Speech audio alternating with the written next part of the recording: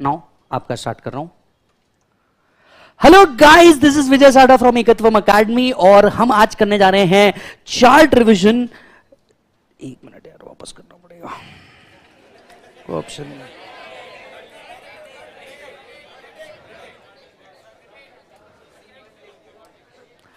बहुत कुछ करना पड़ता है यार, ऐसी नहीं रिकॉर्डिंग होती। रुको, start. Hello guys, good morning. आज हम लोग करने जा रहे हैं chart revision for the purpose of capital gains. ये है CA/CMA इंटर का for the purpose of May, November, June, December 24 attempt के लिए। ये जो चार्ट है ये आपको ekatwamacademy.com पे मिल जाएंगे। Let's get started. आज सबसे पहले हम लोग को पढ़ना पड़ेगा boss, there must be capital asset. आपको याद होगा तो कैपिटल गेन कवर होता है, आपको अगर याद होगा तो कैपिटल गेन कवर होता है सेक्शन 45 से लेके 55 तक के। 56 से आपका IFOS शुरू हो जाता है, क्या तुम्हें याद है?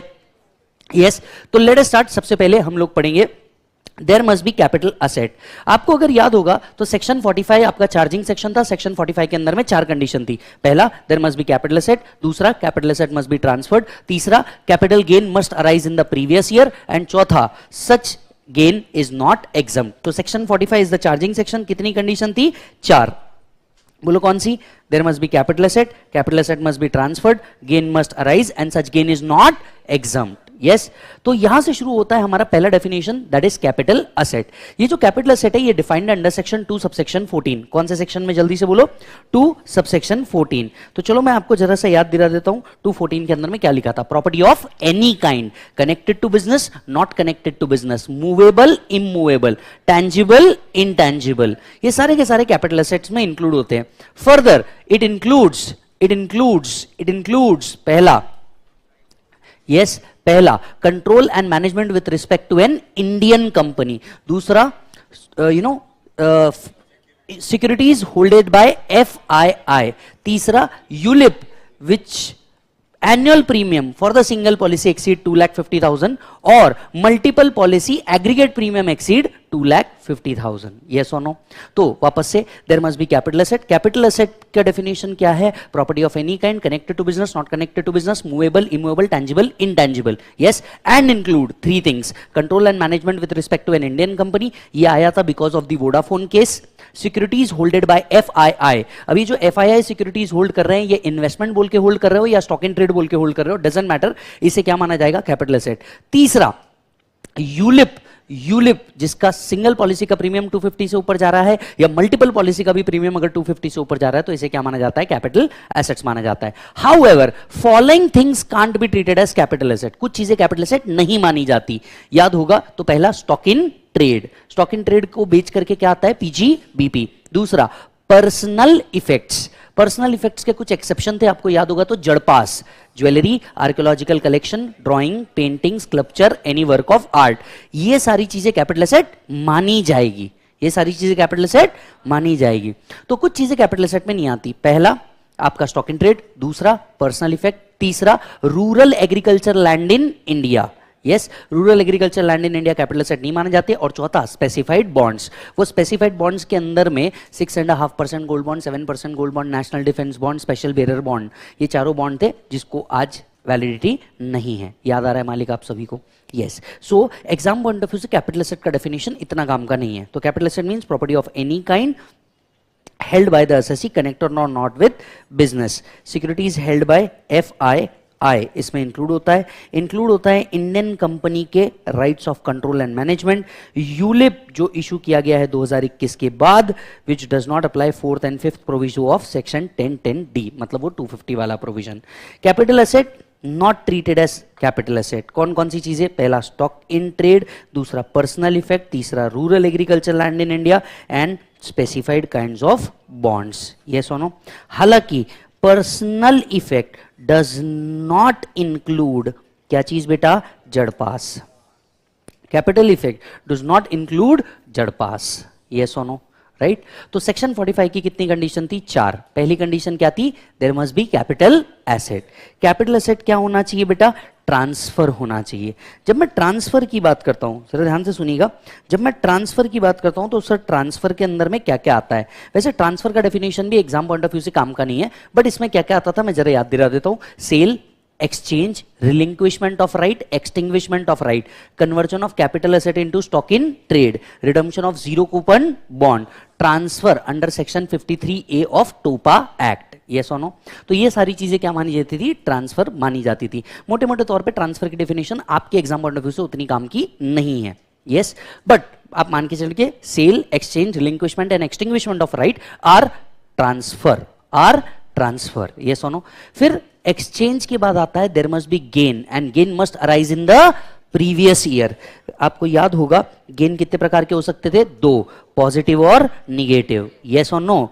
कभी खुशी कभी गम, तो ऐसे दो तरीके के गेन हो सकते थे. यस, ये गेन क्या हो सकते हैं बेटा? शॉर्ट टर्म या लॉन्ग टर्म. अच्छा बताइए, क्या शॉर्ट टर्म या लॉन्ग टर्म प्राइस पे डिपेंड करता है? नहीं. क्या वो उसके साइज पे डिपेंड करता है? नहीं. पोहा याद आ रहा है क्या?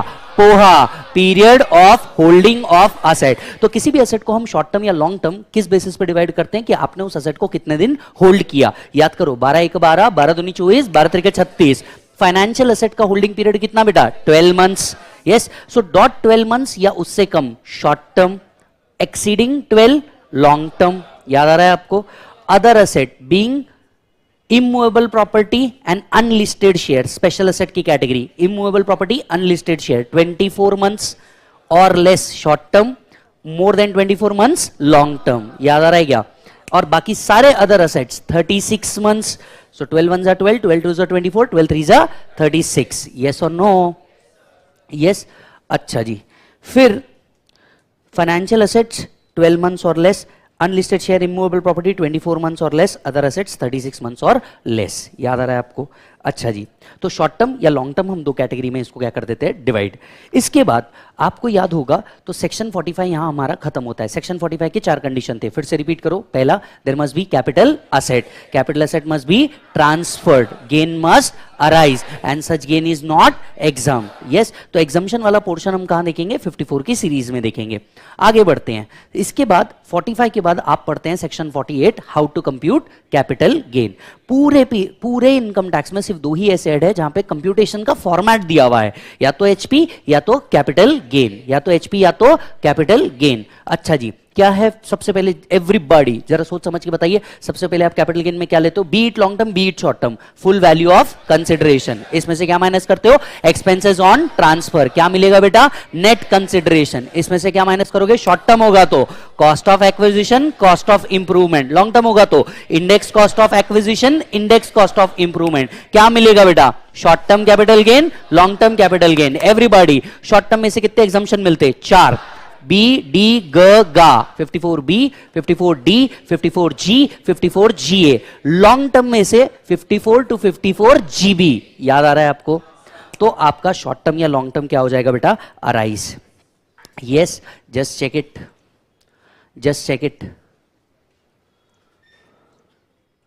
याद आ रहा है आपको? How to compute capital gain.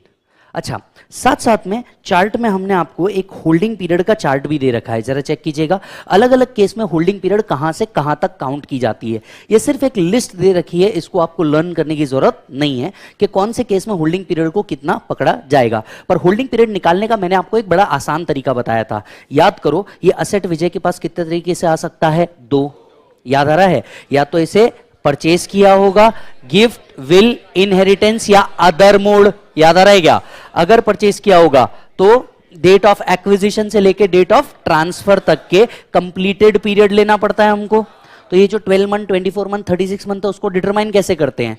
अगर आपने एक्वायर किया है तो डेट ऑफ एक्विजिशन से लेके डेट ऑफ ट्रांसफर तक का पूरा पीरियड आपका होल्डिंग पीरियड बनता है. अगर गिफ्ट, विल, इनहेरिटेंस में आया है या अदर मोड में आया है, अदर मोड मतलब amalgamation, demerger, business reorganisation etcetera, अगर अदर मोड के अंदर में आया है तो आपको क्या लेना पड़ता है? बोलो जल्दी से. Holding period of assessee plus holding period of previous owner. दोनों का होल्डिंग पीरियड काउंट किया जाता है. सर प्रीवियस ओनर मतलब any number of previous owner.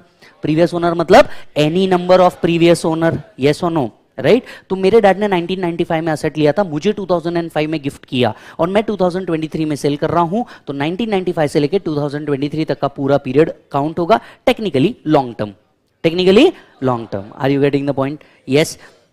तो ये था सेक्शन 45 चार्जिंग सेक्शन, फिर था section 48 how to compute PGBP. अब इसकी sorry how to compute capital gain. इसके बाद हम लोग जाते हैं फुल वैल्यू ऑफ कंसिडरेशन। इस फॉर्मेट के एक एक वर्ड को तोड़ना होता है। फुल वैल्यू ऑफ कंसिडरेशन, आपको अगर याद हो फुल वैल्यू ऑफ कंसिडरेशन 3 अलग अलग सेक्शन के अंदर में लिखा है।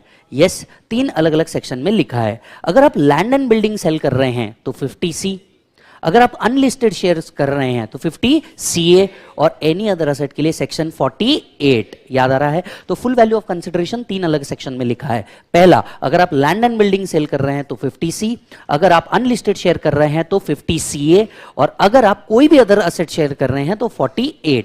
चलिए आपको मैं जरा याद दिला दूं, ट्रांसफर का डेफिनेशन तो खैर हमने कर लिया। इसके आगे बढ़ते हैं हम लोग। बताइए सेक्शन 48 हमसे कहता है कंसिडरेशन कितने प्रकार से निकल सकते हैं मालिक? 2। Yes, consideration can be in cash, consideration can be in kind. तो याद आ रहा है, अगर कैश में दिया, मान के चलो अगर कंसिडरेशन काय में दिया बेटा, कैश में दिया तो एक्चुअल ले लेने का, अगर काइंड में दिया तो 50D अप्लाई होता है। You have to take fair market value. So consideration अगर कैश में है तो कैश ले लो, कंसिडरेशन अगर काइंड में है तो आप क्या लेते हो? बोलो बेटा, fair market value. Everybody yes और नो? राइट। अच्छा, अगर आप देखेंगे आपको स्पेस अवेलेबल है, अगर आप देखेंगे आपको स्पेस अवेलेबल है तो जरा यहां पे जाकर के आप लिख सकते हैं section 48 full value of consideration. Cash में है तो क्या लेने का बेटा?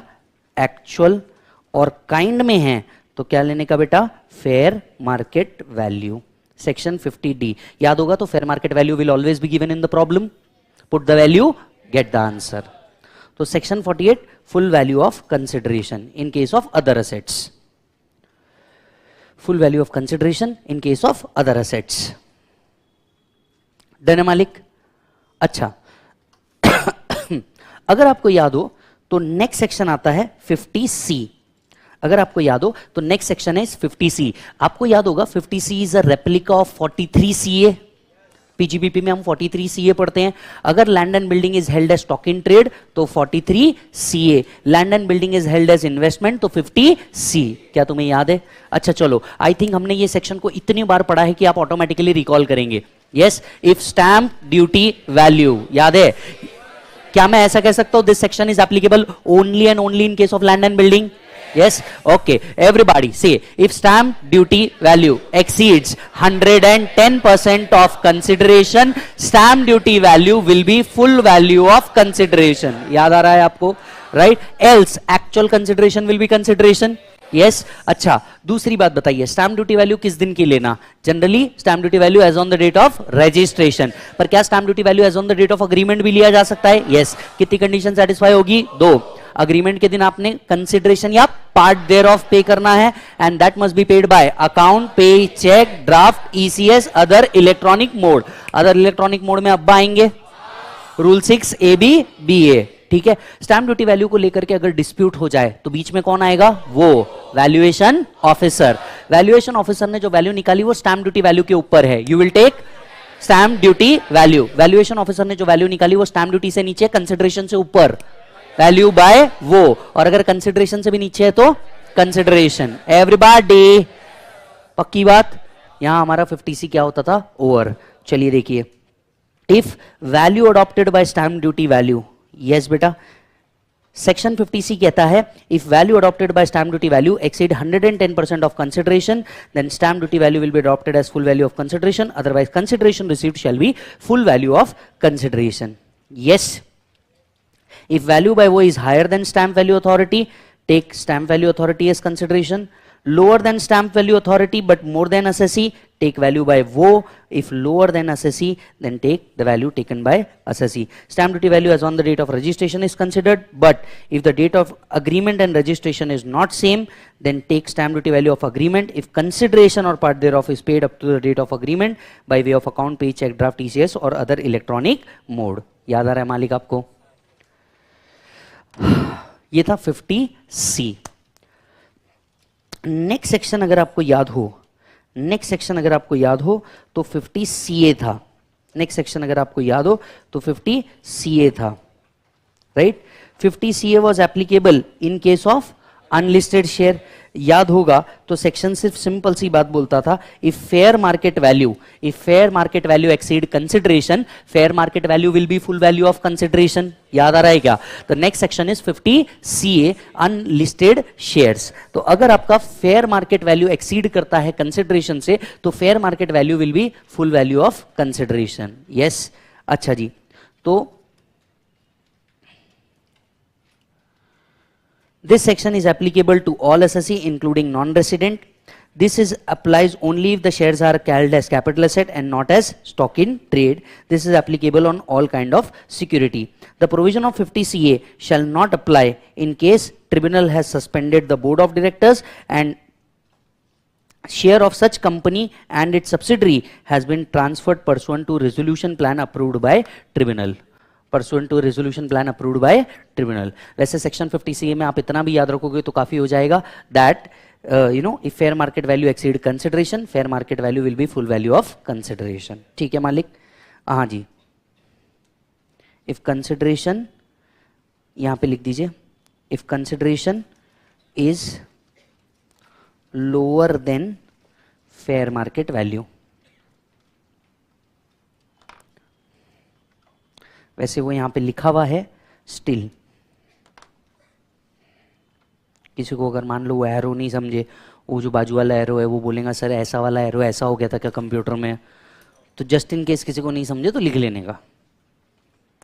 ठीक है बेटा, चलो याद करते हैं। सेक्शन 48 ने हमें क्या दिया था? Full value of consideration. Full value of consideration कितने सेक्शन में लिखा है? 3। कौन कौन से? 50C, 48 एंड 50 CA, बराबर है। फुल वैल्यू ऑफ कंसिडरेशन को कंप्लीट करने के बाद आपने जाना चाहिए एक्सपेंसेस ऑन ट्रांसफर में। Yes everybody come on expenses on transfer. Chart में जल्दी से एक्सपेंसेस ऑन ट्रांसफर पे आइए। देखिए एक्सपेंसेस ऑन ट्रांसफर मतलब बेचने के टाइम के किए गए खर्चे, क्योंकि खरीदने के टाइम के जो किए हुए खर्चे होते हैं वो कॉस्ट में इंक्लूड हो जाते हैं, तो सिर्फ बेचने के टाइम के खर्चे। पूरा कैपिटल गेन हम सेलर के एंगल से देखते हैं, यस और no, one who is selling the capital asset. Yes, so expenses on transfer is allowed as deduction. अगर एक्सपेंसेस ऑन ट्रांसफर कैश में दिया है, एक्चुअल लेना, परसेंटेज में दिया है, तो take percentage of sale consideration, ना कि full value of consideration. Take percentage of sale consideration, ना कि full value of consideration. STT paid is not allowed as deduction. The most important highlighted point, STT paid is not allowed as deduction as per the 7th proviso to section 48. As per the 7th proviso to section 48, STT paid is not allowed as deduction. Yes, so expenses on transfer is allowed. Cash में दिया है तो actual ले लो, percentage में दिया है तो take percentage of sale consideration, not full value of consideration. Expenses on transfer does not include STT, hence STT paid is not allowed as deduction. कुछ याद दिला दूं, पीजीबीपी कंप्यूट करते वक्त आप एसटीटी का डिडक्शन लेते हो सेक्शन 36 में, कैपिटल गेन कंप्यूट करते वक्त आप डिडक्शन लेते नहीं, याद है आपको? चलिए सेक्शन 48 में हम गए फुल वैल्यू ऑफ कंसिडरेशन में से, इसमें से एक्सपेंसेस ऑन ट्रांसफर माइनस करेंगे, क्या मिलेगा बेटा? Net consideration. याद आ रहा है आपको? नेट कंसिडरेशन में से क्या माइनस किया जाता है? कॉस्ट। याद आ रहा है क्या? कॉस्ट आपकी दो सेक्शन में लिखी है, 49 एंड 55। कॉस्ट आपकी कितने सेक्शन में लिखी है? दो, 49 एंड 55। अलग अलग केस में कॉस्ट हम क्या कंसिडर करेंगे। चलो मैं कुछ याद दिलाता हूं आपको, फटाफट ये याद आना चाहिए। ये जो चार्ट रिवीजन है इसके टाइम पे आपका एक बार रिवीजन होना बहुत जरूरी है। डायरेक्टली चार्ट रिवीजन पे जंप मत कीजिएगा, आप पढ़ के आए हैं तो आपको चार्ट रिवीजन पूरा क्लिक करेगा। ये इररिलेवेंट है आपने किसकी बुक से पढ़ा, इंपॉर्टेंट है आपने पढ़ा है। अच्छा चलिए एक बार सोच समझ के बताइए, असेट मैंने परचेज किया, हो सकता है गिफ्ट विल इनहेरिटेंस में हो सकता है, यस और यस। यस, अगर असेट मैंने परचेज किया है, हम दो बातें देखते हैं, बिफोर 2001, आफ्टर 2001। अगर बिफोर 2001 लिया है, कॉस्ट और fair market value whichever is higher. अगर आफ्टर 2001 लिया है तो कॉस्ट ऑफ एक्विजिशन। याद है, फेयर मार्केट वैल्यू का ऑप्शन मिलता नहीं। परफेक्ट, पहला पॉइंट क्लिक। दूसरा पॉइंट, अगर असेट गिफ्ट विल इनहेरिटेंस में मिला होगा तो मेरी कॉस्ट तो जीरो हुई, पर क्या हम कैपिटल गेन में कॉस्ट जीरो कंसिडर करते हैं, या cost means cost to previous owner. So previous owner ने 2001 से पहले लिया, कॉस्ट टू प्रीवियस ओनर और fair market value whichever is higher. Previous owner ने 2001 के बाद लिया, कॉस्ट टू प्रीवियस ओनर। याद आ रहा है मालिक? दूसरा पार्ट टिक। तीसरा पार्ट आता है आपका shares, original shares actual cost, right shares actual cost, bonus share before 2001, after 2001। Before 2001 fair market value, after 2001 नील। याद आ रहा है? चलो बहुत बढ़िया। इसके बाद हम लोगों ने कुछ और बातें करी थी। अगर असेट 2001 से पहले लिया है एंड 2001 के पहले का स्टैम्प ड्यूटी वैल्यू भी अवेलेबल है, क्या मैं कह सकता हूं fair market value can not exceed stamp duty value? Fair market value as on 1/4/2001 can not exceed stamp duty value as on 1/4/2001। याद आ रहा है मालिक आपको? अच्छा जी, याद होगा तो सेक्शन 112A में कॉस्ट डिफरेंट तरीके से कंसिडर की जाती है। We will discuss it in 112A। तो कुछ बातें मान लीजिए, अगर आपको गिफ्ट विल इनहेरिटेंस या अदर स्पेसिफाइड ट्रांजैक्शन में मिला है, हम cost to previous owner consider करते हैं। असेट 2001 से पहले लिया तो कॉस्ट ऑफ एक्विजिशन और fair market value whichever is higher consider करते। Original shares actual amount paid, bonus share allotted before 2001 fair market value, bonus share allotted after 2001 बोलो बेटा क्या कंसिडर करेंगे? नील। राइट डाउन नील। अच्छा, एक स्पेस मैंने यहां पे अवेलेबल करवा के दी है। एम्प्लॉयर ने एम्प्लॉय को स्वेट इक्विटी शेयर दिया, एम्प्लॉय के हाथ में वो परक्विजिट माना जाता है। एम्प्लॉय जब भी इसको सेल करेगा, जितना परक्विजिट टैक्सेबल हुआ था उतना कॉस्ट माना जाता था। तो स्वेट इक्विटी शेयर के केस में क्या होगा? जो भी पर की वैल्यू थी, जो भी आपने परक्विजिट वैल्यू कंसिडर किया था, वही आपके लिए क्या मानी जाएगी? Cost of acquisition.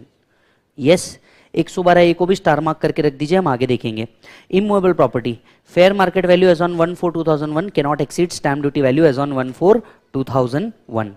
अच्छा, एक प्रॉपर्टी का ट्रांजैक्शन भी बहुत अच्छे से कवर होता था, मैं जरा आपको याद दिलाता हूं। 49(4) इंपॉर्टेंट है।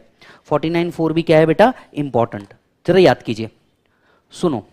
विजय ने एक्स को कोई प्रॉपर्टी गिफ्ट किया, ट्रांजैक्शन 100% तुमको याद आएगा, क्लास में कवर किया, फास्टैग में भी कवर किया है। विजय ने किसी को प्रॉपर्टी गिफ्ट किया, विजय के हाथ में कोई कैपिटल गेन नहीं आता सेक्शन 47, क्योंकि विजय ने काय में दिया है? गिफ्ट। जिसको मिला उसके हाथ में ये गिफ्ट बोल के टैक्स हो भी सकता है, नहीं भी हो सकता है। अगर गिफ्ट बोल के टैक्स नहीं हुआ, cost means cost to previous owner. पर अगर गिफ्ट बोल के टैक्स हो गया तो जो वैल्यू हमने गिफ्ट के लिए कंसिडर की है वो कॉस्ट मानी जाती है, section 49(4). The full value of consideration taken for the purpose of 56(2)(10). 56(2)(10) का मतलब क्या हुआ बेटा? गिफ्ट। जो गिफ्ट में टैक्स हुई थी वही वैल्यू आपके लिए क्या बन जाती? कॉस्ट। चलो फिर से एक बार, विजय ने एक्स को कोई प्रॉपर्टी गिफ्ट की, let's say capital asset gift किया, विजय के हाथ में there will be no capital gain, section 47। Yes, पर जिसको दिया राइट, इसके हाथ में गिफ्ट बोल के टैक्स हो भी सकती है, नहीं भी हो सकती। अगर गिफ्ट बोल के टैक्स नहीं हुआ तो cost means cost to previous owner, और गिफ्ट बोल के टैक्स किया है मतलब मैंने गिफ्ट पे टैक्स दिया है, तो जो वैल्यू हमने गिफ्ट के लिए कंसिडर की वही तो हमारी क्या बनेगी? Cost. Are you getting the point?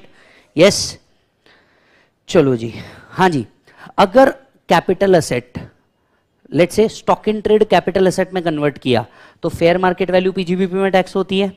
अब ये कैपिटल एसेट जब भी बेचोगे, आपने तो फेयर मार्केट वैल्यू के बेसिस पर टैक्स भर दिया, तो don't you think fair market value ही आपके लिए क्या बन जाएगा? टैक्सेबल। यही आपके लिए क्या बन जाएगी? कॉस्ट।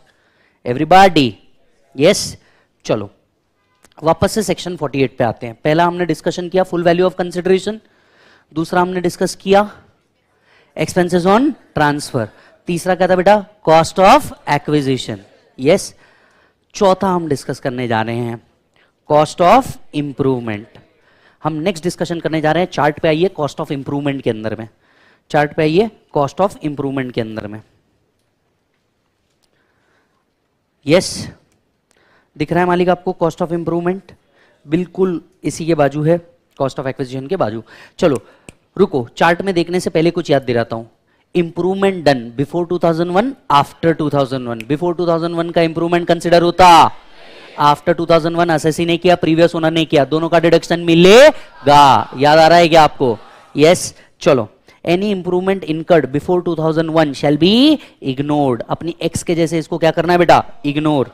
यस, ये इनकर किया जा सकता है एसएससी द्वारा या प्रीवियस ओनर द्वारा। तो प्रीवियस ओनर द्वारा भी अगर इंप्रूवमेंट हुआ होगा आपको डिडक्शन मिल जाएगा, प्रीवियस ओनर द्वारा भी किया होगा आपको डिडक्शन मिल जाएगा। Are you getting the point? Yes. अच्छा जी सर, आपको याद होगा goodwill of business, right to manufacture, right to carry on business, इनके केस में हम इंप्रूवमेंट हमेशा क्या पकड़ते हैं? नील। इनके केस में हम इंप्रूवमेंट क्या पकड़ते हैं? नील। याद होगा तो गुडविल का वैल्यू आप कभी डिटरमाइन कर सकते नहीं। एक और पॉइंट याद दिलाता हूं, गुडविल पे डेप्रिसिएशन मिलता नहीं है, याद आ रहा है मालिक? तो इसकी वैल्यू डिटरमाइन नहीं हो सकती। आप कैसे बता सकते हो इंप्रूवमेंट कितना हुआ? यस और नो? हमने इस पे एग्जांपल भी लिया था। आप मेरे को जानते हैं, इनफैक्ट आपने अपने सारे दोस्तों को भी कम्युनिकेट किया होगा। अब वो मेरे को जानते हैं, मैं उनको नहीं जानता, तो मेरे को खुद को नहीं पता मेरा गुडविल किधर इंप्रूव हो रहा है।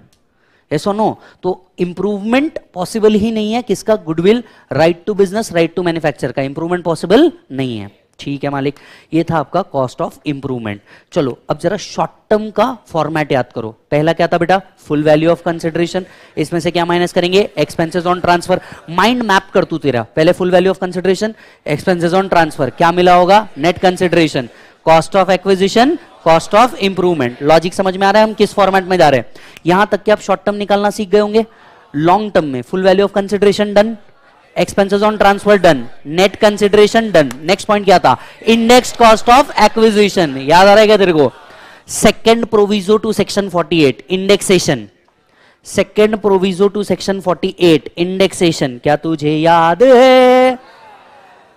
Second proviso to section 48। रुक, हमने क्लास में एक चार्ट बनाया था डबल पेज का। देख ये पेज है, वो ये पेज दिख रहा है तेरे को? हाँ भाई साहब, जो मेरे से नहीं पढ़े हुए हैं आपको नहीं समझ में आएगा ये क्या पेज है, पर सुन लेना आपने, कंटेंट आपके पास भी होगा। जिसने पढ़ा है उसको ये पेज दिख रहा है। Purchase, gift, will, inheritance, other mode, दिख रहा है क्या तेरे को ये पेज? ये पेज तेरे को भी दिख रहा है? शानदार। अगर परचेस किया है तो दो बातें होंगी, बिफोर 2001, आफ्टर 2001। याद आ रहा है? चल चार्ट के लेफ्ट पेज पे चलते हैं। सबसे पहले बिफोर 2001 दो बातें होंगी। अगर असेट बिफोर 2001 है, सोच समझ, पहले माइंड मैप कर। बिफोर 2001 है, कॉस्ट क्या होगी? कॉस्ट और fair market value whichever is higher into CII for the year of transfer divided by 100, divided by 100। तुमको तो लगा था नहीं याद आएगा बे। आ रहा है? आ रहा है, आ रहा है, आ रहा है। सुन, आपको याद होगा तो असेट अगर 2001 से पहले लिया तो बेस इंडेक्स क्या पकड़ते हैं? 100। याद आ रहा है आपको? Fair market value as on 1/4/2001 हमेशा प्रॉब्लम में दी होगी, put the value get the answer. अगर असेट आफ्टर 2001 दिया है, अगर असेट आफ्टर 2001 दिया है तो फेयर मार्केट का तो ऑप्शन ही नहीं है। Cost into CII for the year of transfer divided bye CII for the year of. जय बात। लेफ्ट साइड वाला पेज पूरा खत्म। पर ये पेज तुमको दिख गया, ये इंपॉर्टेंट है।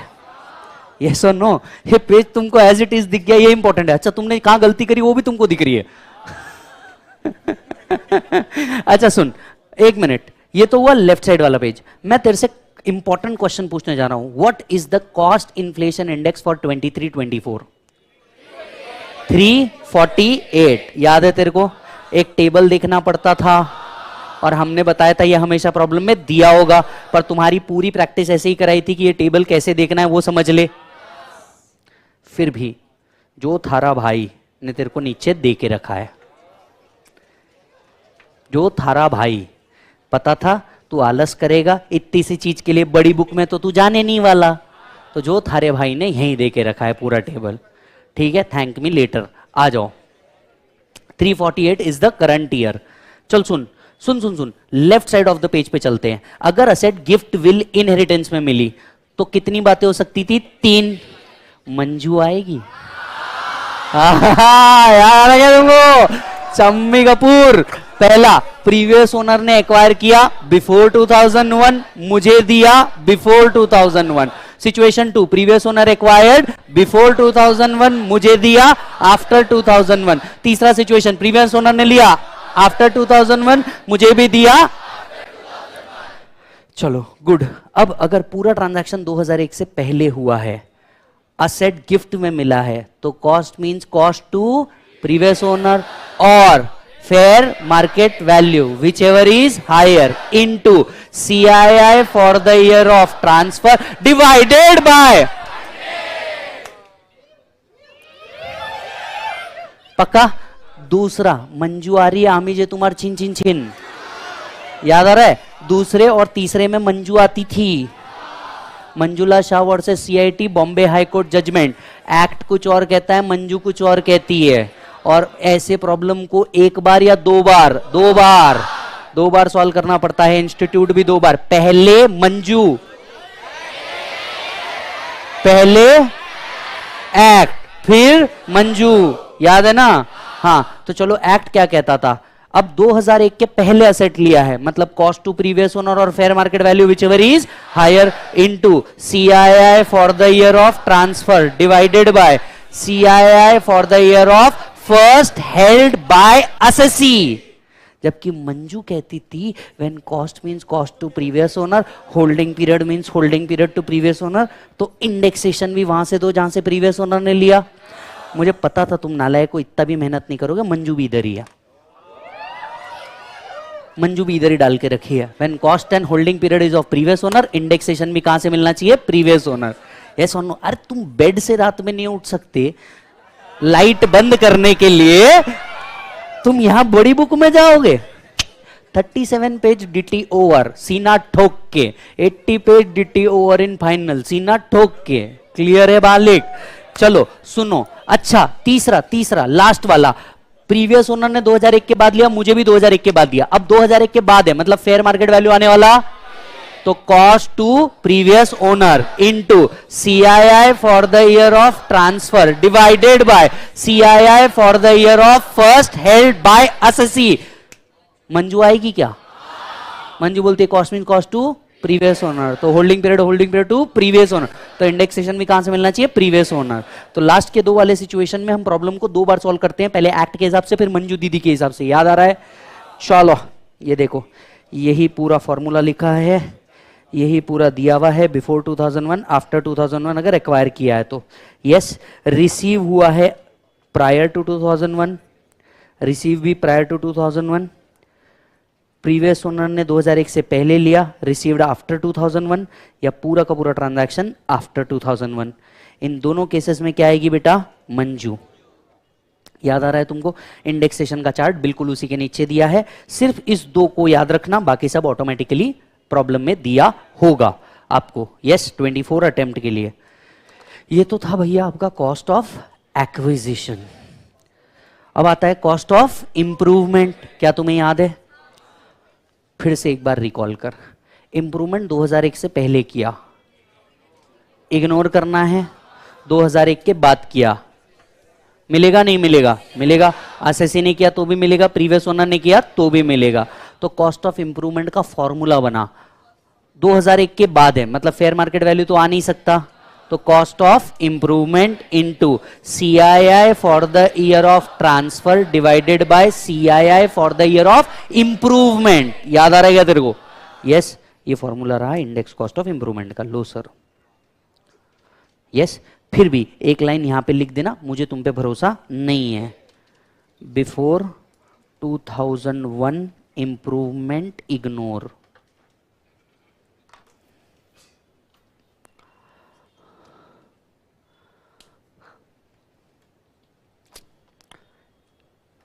Believe me, this chart revision will help you a lot. Believe me. क्योंकि ये चार्ट्स पूरा कॉम्प्रिहेंसिव है और इससे शॉर्ट कुछ नहीं हो सकता। इससे शॉर्ट अगर कुछ है तो वो धोखा है, सीधा। इससे शॉर्ट सिर्फ एक ही चीज हो सकती है, धोखा, वो भी इंस्टेंट। समझ में आई बात? यस। अच्छा चलो सुन, कुछ ट्रांजैक्शंस ऐसे हैं जिसमें इंडेक्सेशन का बेनिफिट नहीं मिलता। याद है क्या? मैं पहला बोलूंगा, डेप्रिसिएबल असेट। डेप्रिसिएबल असेट पे इंडेक्सेशन का बेनिफिट मिलता नहीं। याद है PGBP section 50, depreciable asset sale करने पे हमेशा नेचर ऑफ गेन क्या रहेगा? Short term. आहो, ठीक है। तो डेप्रिसिएबल असेट पे इंडेक्सेशन का बेनिफिट नहीं मिलता। Can you please add more 3 assets? Comment box में कमेंट करके बताओ। दूसरा, स्लम सेल, एब्सोल्युटली करेक्ट। तीसरा, बॉन्ड एंड डिबेंचर, क्योंकि बॉन्ड और डिबेंचर की वैल्यू ही चेंज नहीं होती। यस और नो? नॉन रेसिडेंट जिसने फॉरेक्स में शेयर एक्वायर किए हैं, जिसने क्या किया है, फॉरेक्स में, फॉरेन एक्सचेंज में शेयर एक्वायर किए, इनको भी इंडेक्सेशन का बेनिफिट मिलता नहीं। 112A, अगर आप 112A में आते हैं तो इंडेक्सेशन का बेनिफिट मिलता नहीं। Come on, repeat this 5। पहला डेप्रिसिएबल असेट, दूसरा स्लम सेल, तीसरा बॉन्ड एंड डिबेंचर, चौथा नॉन रेसिडेंट जिसने फॉरेन करेंसी में इंडियन शेयर्स एक्वायर किए हैं, पांचवा 112A। Come on, repeat again. 5 depreciable asset, slump sale, bond and debenture, non resident acquire Indian shares in foreign currency, 112A। इन पे indexation का benefit मिलता नहीं है। पर मेरे को लगता था तुम भूल सकते हो, पर मैंने यहां दे दिया है ना। तो देखो, बॉन्ड और debenture except capital index bond, sovereign gold bond, yes, shares debentures of an Indian company, depreciable asset, slump sale 112A, और जो फॉरेन करेंसी में आपने क्या एक्वायर किए हैं, यूनिट या शेयर्स, उनको आपको इंडेक्सेशन का बेनिफिट मिलता नहीं है। यस और नो? यस। चलिए रिकॉल करते हैं, अब तक हमने क्या पढ़ा। सबसे पहले हम लोगों ने पढ़ा section 45। Section 45 was charging section. फिर हमने पढ़ा सेक्शन 2 सबसेक्शन 14 कैपिटल असेट।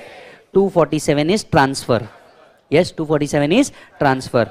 फिर आया full value of consideration 50C, talks about full value of consideration. Yes, फिर हमने पढ़ा how to compute capital gain section 48, full value of consideration भी इसके अंदर में लिखा हुआ था। यस, फिर था 50CA, full value of consideration in case of unlisted shares. Yes, फिर हमने एक्सपेंसेस ऑन ट्रांसफर पढ़ते वक्त 7th प्रोविजो पढ़ा था, STT paid is not allowed as deduction. Yes, फिर हम लोग आगे बढ़े, हम लोगों ने कॉस्ट ऑफ एक्विजिशन देखा। यस, कॉस्ट ऑफ इंप्रूवमेंट देखा। फिर हम लोग आगे बढ़े, हम लोगों ने इंडेक्स कॉस्ट ऑफ एक्विजिशन देखा, मतलब second proviso to section 48। Yes, और फिर इंडेक्सेशन कुछ केसेस में मिलता नहीं। अब तक के हम यहां पे पहुंचे हैं कैपिटल गेन में। ठीक, अब सर इमेजिन कीजिए फॉर्मेट को, एक बार मेरे लिए फॉर्मेट रिपीट कर देंगे please. Full value of consideration, expenses on transfer. Imagine कर, इधर शॉर्ट टर्म लिखा है, इधर long term. Full value of consideration हो गया, एक्सपेंसेस ऑन ट्रांसफर हो गया, नेट कंसिडरेशन हो गया, cost of acquisition, cost of improvement, index cost of acquisition, index cost of improvement, short term capital gain, long term capital gain. Everybody, यानी अब एक ही चीज बाकी है, एग्जम्पशन। यस और नो? राइट। अब एग्जम्पशन चलिए याद करते हैं, चलिए याद करते हैं।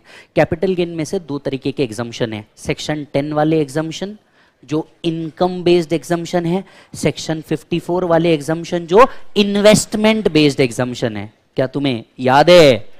राइट। तो सबसे पहले वापस से सुनिए, वापस से सुनिए, दो तरीके के एग्जम्पशन है कैपिटल गेन में से। पहला एग्जम्पशन है सेक्शन 10 वाले एग्जम्पशन। यस, सेक्शन 10 वाले एग्जम्पशन, और दूसरे हैं इन्वेस्टमेंट बेस्ड एग्जम्पशन। तो चार्ट पे जल्दी से आइए, सेक्शन 10 की सीरीज के ऊपर। यस,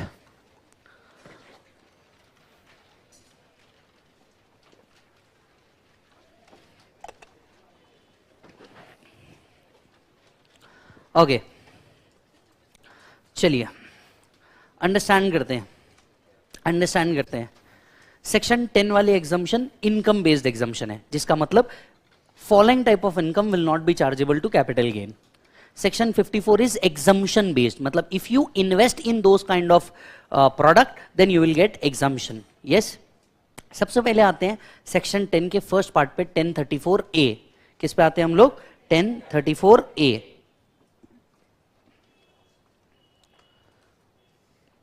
अंडरस्टैंड, बायबैक का ट्रांजैक्शन। यस, फाइनल पे पूरा आपको टॉपिक है बायबैक। कंपनी अगर बायबैक करती है मतलब टेक्निकली वो शेयर होल्डर से शेयर ले रही है और बदले में क्या दे रही है? पैसा और assets as the case may be. Yes, तो आप सभी को याद दिला दूं, कंपनी के ऊपर लाइबिलिटी है टू पे द टैक्स, लाइबल टू पे टैक्स। बायबैक के ऊपर कंपनी को क्या करना पड़ता है? टैक्स पे करना पड़ता है। तो शेयर होल्डर के हाथ में इसे क्या माना जाता है? Exempt under section 1034A under section 1034A. So company is liable to pay the tax on buyback whereas it is exempt in the hands of shareholder. तो अगर shareholder को कभी भी क्या मिला होगा बेटा, amount मिली होगी on account of buyback of shares, on account of buyback of shares, तो ये क्या है बेटा, exempt. On account of buyback of shares, तो क्या है बेटा, ये exempt. दूसरा था बेटा 1043, देखो ये काम का है, 1034A काम का है, 1043 काम का है. याद होगा तो हम लोगों ने डिस्कस किया था रिवर्स मॉर्गेज स्कीम. अगर कोई भी सीनियर सिटीजन है, इसको एन्यूटी मिला है या लमसम मिला है under the notified reverse mortgage scheme, तो ये टोटली क्या है, एग्जम्प्ट. इनफैक्ट जो प्रॉपर्टी ट्रांसफर हो रही है, जो प्रॉपर्टी ट्रांसफर हो रही है under the reverse mortgage scheme is also not regarded as transfer. Yes, so any amount received by individual as loan either in lump sum or in installment under the reverse mortgage scheme is totally exempt. ठीक है. Next आता है 1037. Next आता है 1037. अभी 1037 भी, अगर individual urban agricultural land compulsorily acquired, rural agriculture land तो कैपिटल एसेट है ही नहीं, अगर urban agriculture land compulsorily acquire हो जाती है, ये एग्रीकल्चर लैंड 2004 के बाद एक्वायर होती है, इस लैंड को इंडिविजुअल या उसके पेरेंट्स एग्रीकल्चर पर्पस के लिए यूज कर रहे थे, the amount received is totally exempt. Yes, so अगर कोई भी इंडिविजुअल है, yes, transfer of agriculture land situated in any area referred to in 214, मतलब अर्बन एग्रीकल्चर लैंड की बात कर रहे हैं ये लोग. Yes, 2 years preceding the date of transfer used हुआ है एग्रीकल्चर इंडिविजुअल द्वारा या उसके पेरेंट्स द्वारा. Such transfer is by compulsory acquisition and the consideration is received after 2004. तो ये पूरा का पूरा क्या माना जाएगा, एग्जम्प्ट. यस, लास्ट आता है 1037A. याद होगा तो 2 जून 2014 को, yes, Andhra Pradesh capital scheme land pooling scheme बनी थी. Andhra Pradesh capital land pooling scheme, इसमें अगर किसी व्यक्ति को कोई प्रॉपर्टी ट्रांसफर की गई है, कंसिडरेशन मिला है, that is totally exempt, not important from the exam point of view. Is that done? Yes मालिक. तो यहां आपका सेक्शन 10 वाले प्रोविजंस खत्म हो गए. यस, यहां आपके सेक्शन 10 वाले प्रोविजन पूरे के पूरे खत्म हो गए. यस, अब कौन से एग्जम्पशन बनते हैं, 54 वाले. यस और नो?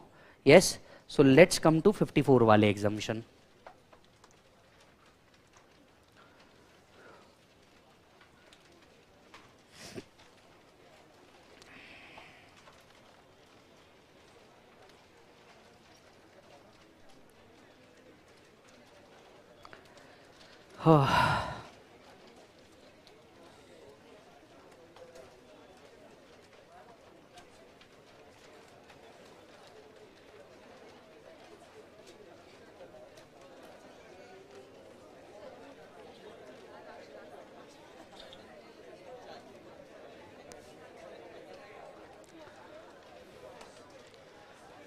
Yes sir.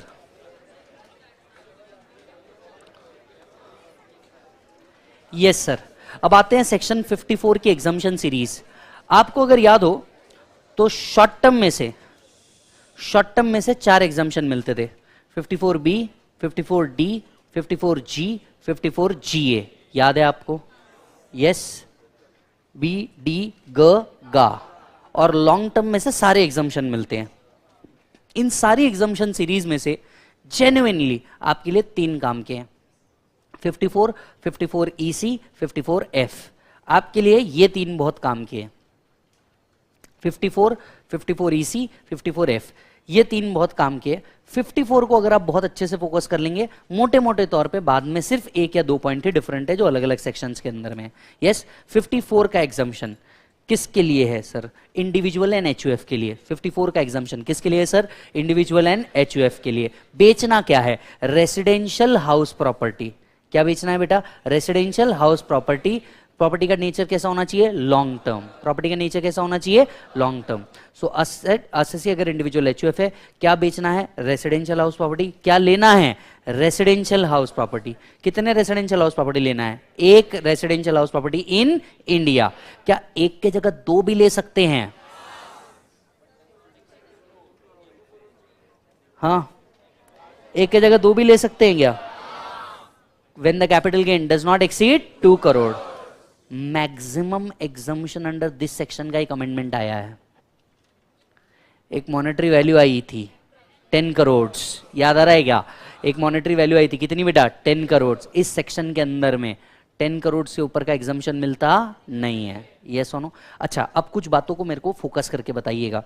ये एक्विजिशन आप कब तक कर सकते हो? 1 year before the date of transfer और 2 years after the date of transfer.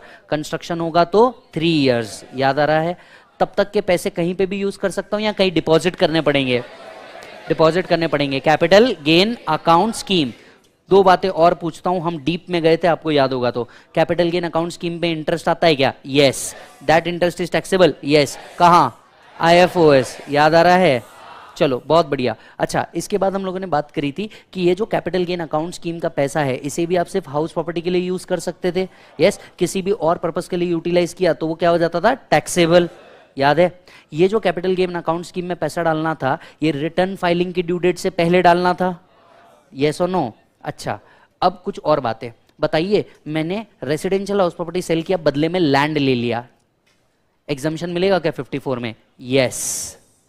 मैंने घर के ऊपर फर्दर कंस्ट्रक्शन कर दिया, मिलेगा क्या?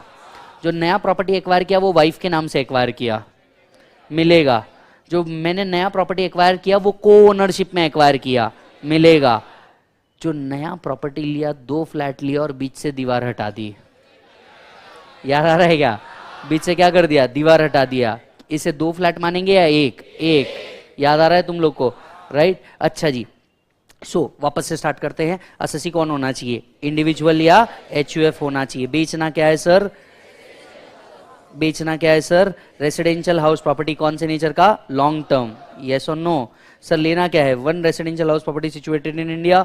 एक की जगह 2 भी ले सकते हो, जहां capital gain does not exceed 2 crore. कब तक के परचेज करना है? 1 year before, 2 years after the date of transfer. Construct कर रहे हो तो कितने ईयर्स बेटा? 3 इयर्स। यस और नो?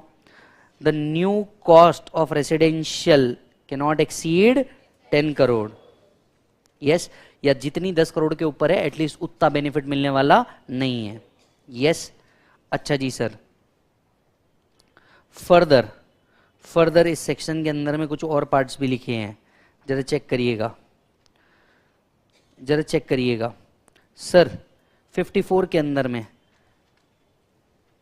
इसी के नीचे आप एक और पार्ट लिख सकते हैं, unutilised deposit in C gas before ROI। देखिए, सब कुछ चार्ट में नहीं डाला जा सकता, पर जितना इंपॉर्टेंट है उतना पूरा इसके अंदर में है। कुछ जगह स्पेस छोड़ी हुई है ताकि 1 या 2 पॉइंट आप एडिशनली मेरे साथ लिख लो। तो अनयूटिलाइज्ड अमाउंट को आप कहां डाल सकते हो? सी gas before ROI due date. Done. अच्छा, आपको अगर याद हो, ये जो नया असेट एक्वायर किया उसको कितने साल होल्ड करना है? 3 साल। 3 साल से पहले कभी भी सेल कर दिया तो न्यू असेट की कॉस्ट से लेस करते थे हम लोग। इस पे प्रॉब्लम भी लिया है हमने। ठीक, चलो 54। अच्छा, ये भी देख लो, न्यू असेट्स पोहा 3 years if sold earlier reduce from cost of acquisition।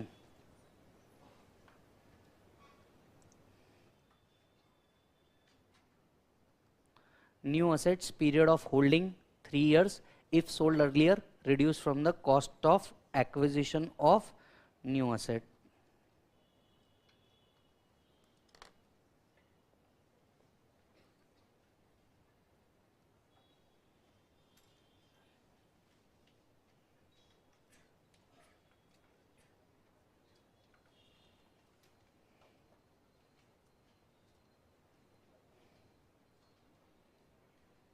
से यश। ओके, 54 के बाद एक और सेक्शन था 54 EC। आप पहले मेरे साथ 54 EC रिकॉल करें। बेचना क्या है? Land and building. लेना क्या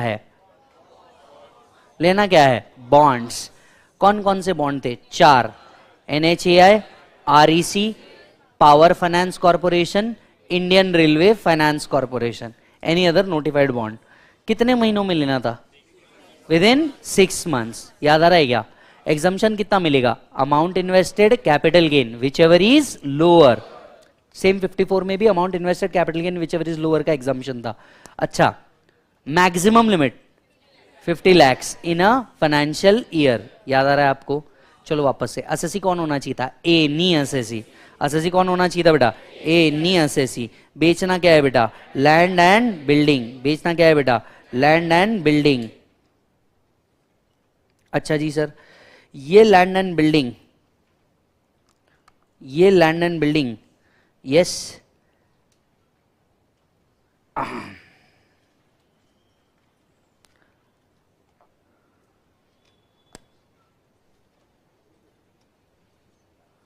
यहां पे एक ये एडिशनल पॉइंट आया हुआ है, ये आप कट कर दीजिए। नहीं नहीं वेट, मैं गलत हेड में हूं, मैं गलत है, रुको रुको रुको, इधर हूं मैं। Any assessee, land and building being long term, bond लेना है NHAI, RECL और any other notified to be redeemable in 5 years, purchase within 6 months from the date of transfer, capital gain और amount invested whichever is lower, capital gain और amount invested whichever is lower, but maximum permissible is 50 lakhs। ये सुनो, यहां पे भी हमने लिख के दिया हुआ है, इंपॉर्टेंट है। चलो बेटा, फिर था नेक्स्ट 54B। आपको याद होगा तो 54B क्या था बेटा? याद करिए, देखो असेसी कौन होना चाहिए? Individual and HUF। बेचना क्या है? अर्बन एग्रीकल्चरल लैंड, क्योंकि रूरल तो कैपिटल एसेट ही नहीं थी। Urban agricultural land. लेना क्या है? Agricultural land. लेना क्या है? Agricultural land. याद आ रहा है आपको? राइट। कब तक के लेना है? With in 2 years। इससे होगा क्या? Amount invested, capital gain, whichever is lower का बेनिफिट मिलेगा। याद होगा तो 54B का बेनिफिट लॉन्ग टर्म और शॉर्ट टर्म दोनों से मिलता है। यस, सो असेसी कौन होना चाहिए? Individual HUF। बेचना क्या है? Urban agriculture land. Yes, land should be use 2 years immediate to the date of transfer. ले सकते हो, अर्बन भी चलेगा, रूरल भी चलेगा। यस और no? Purchase has to be made within 2 years, amount invested, capital gain, whichever is lower is exempt. Oh yeah done. तो ये था 54, 54B, 54EC। नेक्स्ट था आपका बेटा 54D। याद आ रहा है? नेक्स्ट था आपका 54D। पहले याद करवाता हूं। 54D में लैंड एंड बिल्डिंग जो इंडस्ट्रियल पर्पस के लिए यूज हो रही थी, लैंड एंड बिल्डिंग जो इंडस्ट्रियल पर्पस के लिए यूज हो रही थी, कंपल्सरीली एक्वायर किया। जो कंपनसेशन मिला, इस कंपनसेशन से वापस क्या ले लो? Land and building for industrial undertaking. Land and building for industrial undertaking. Exam point of view से ये इतना काम का नहीं है। तो असेसी कौन होना चाहिए? Any assessee. Land and building जो इंडस्ट्रियल पर्पस के लिए यूज हो रही है, 2 years तक के एटलीस्ट यूज हो रही हो prior to the date of transfer, and should be acquired by way of compulsory acquisition. बदले में लेना क्या है? Land and building. कब तक? Within 3 years from the date of transfer. Exemption कितना मिलेगा? Amount invested, capital gain, whichever is lower. Yes,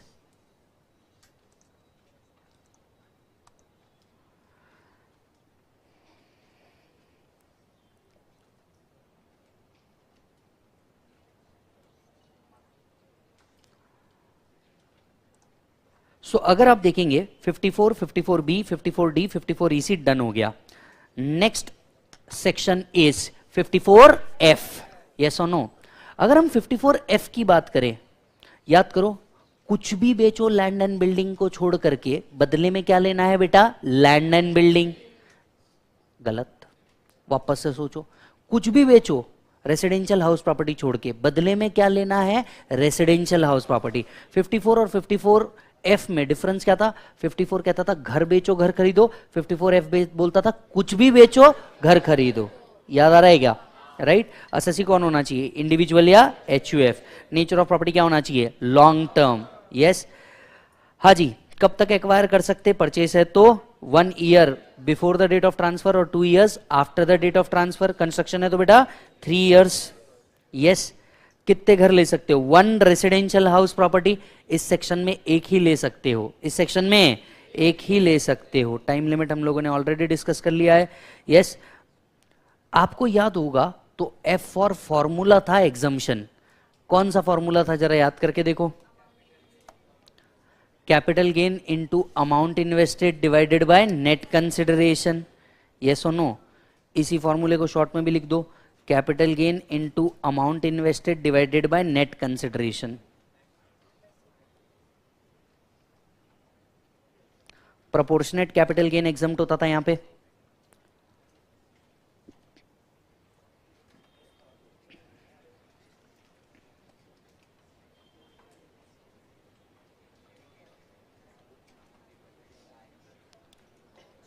से यस।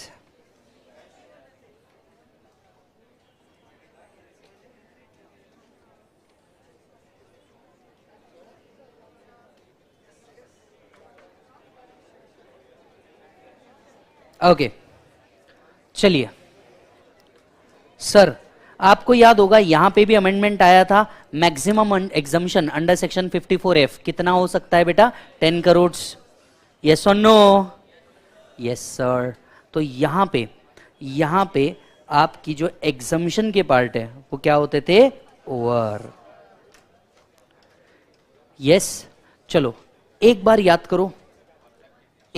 करो, सबसे पहले हमने क्या पढ़ा था, full value of consideration.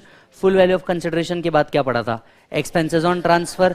Expenses on transfer के बाद क्या था बेटा, net consideration, cost of acquisition, cost of improvement, index cost of acquisition, index cost of improvement, long term, short term, as the case may be, short term, long term, 54B GA 54 to 54 GB, याद आ रहा है, yes.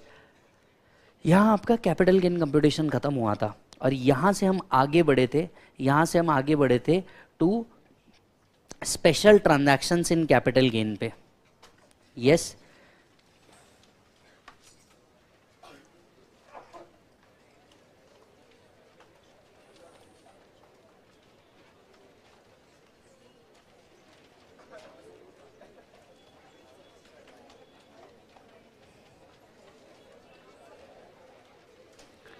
Chart में आइए, special transactions to capital gain,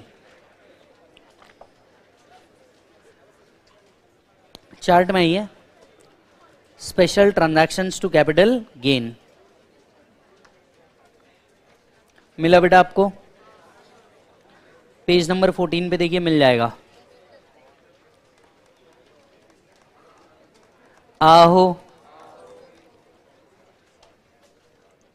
sir, अगर देखोगे chart के अंदर में कैपिटल गेन जो है ये लगभग आपको 4 या 5 पेज के अंदर में कवर है, द होल कैपिटल गेन 4 या 5 पेज के अंदर में कवर है।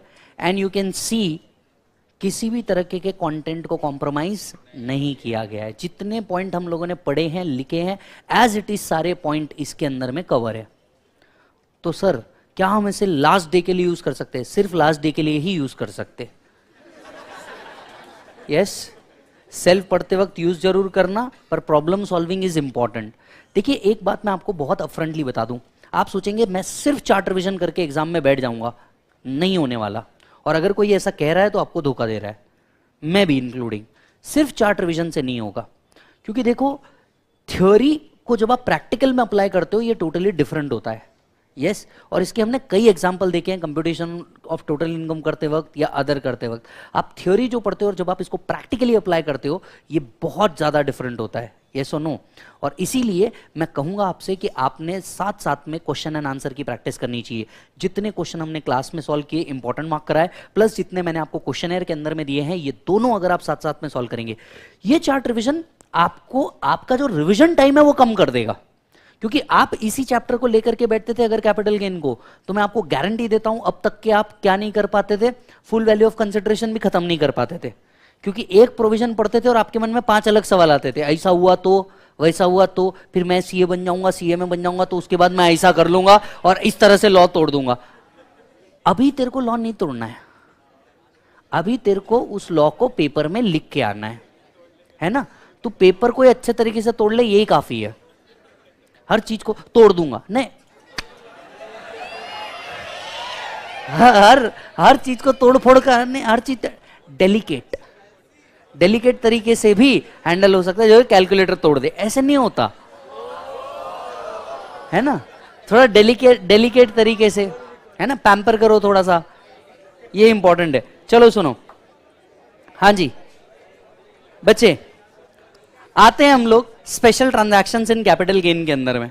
ये जो स्पेशल ट्रांजैक्शंस है कैपिटल गेन के, ये बहुत ही डिफरेंट है और इन्हें बहुत इंपॉर्टेंटली सॉल्व करना पड़ता है। सबसे पहले आता है section 45(1)(a) insurance compensation. Yes, section 45(1)(a) insurance compensation. देखिए, अगर कोई भी असेट डिस्ट्रॉय हुआ है, flood, typhoon, earthquake, civil war, action of enemy, याद आ रहा है तुमको? Yes, flood, typhoon, earthquake, civil war, action of enemy के कारण कोई एसेट डिस्ट्रॉय हुआ and you get insurance compensation, such insurance compensation is taxable under the head of capital gains. Yes, point number 1।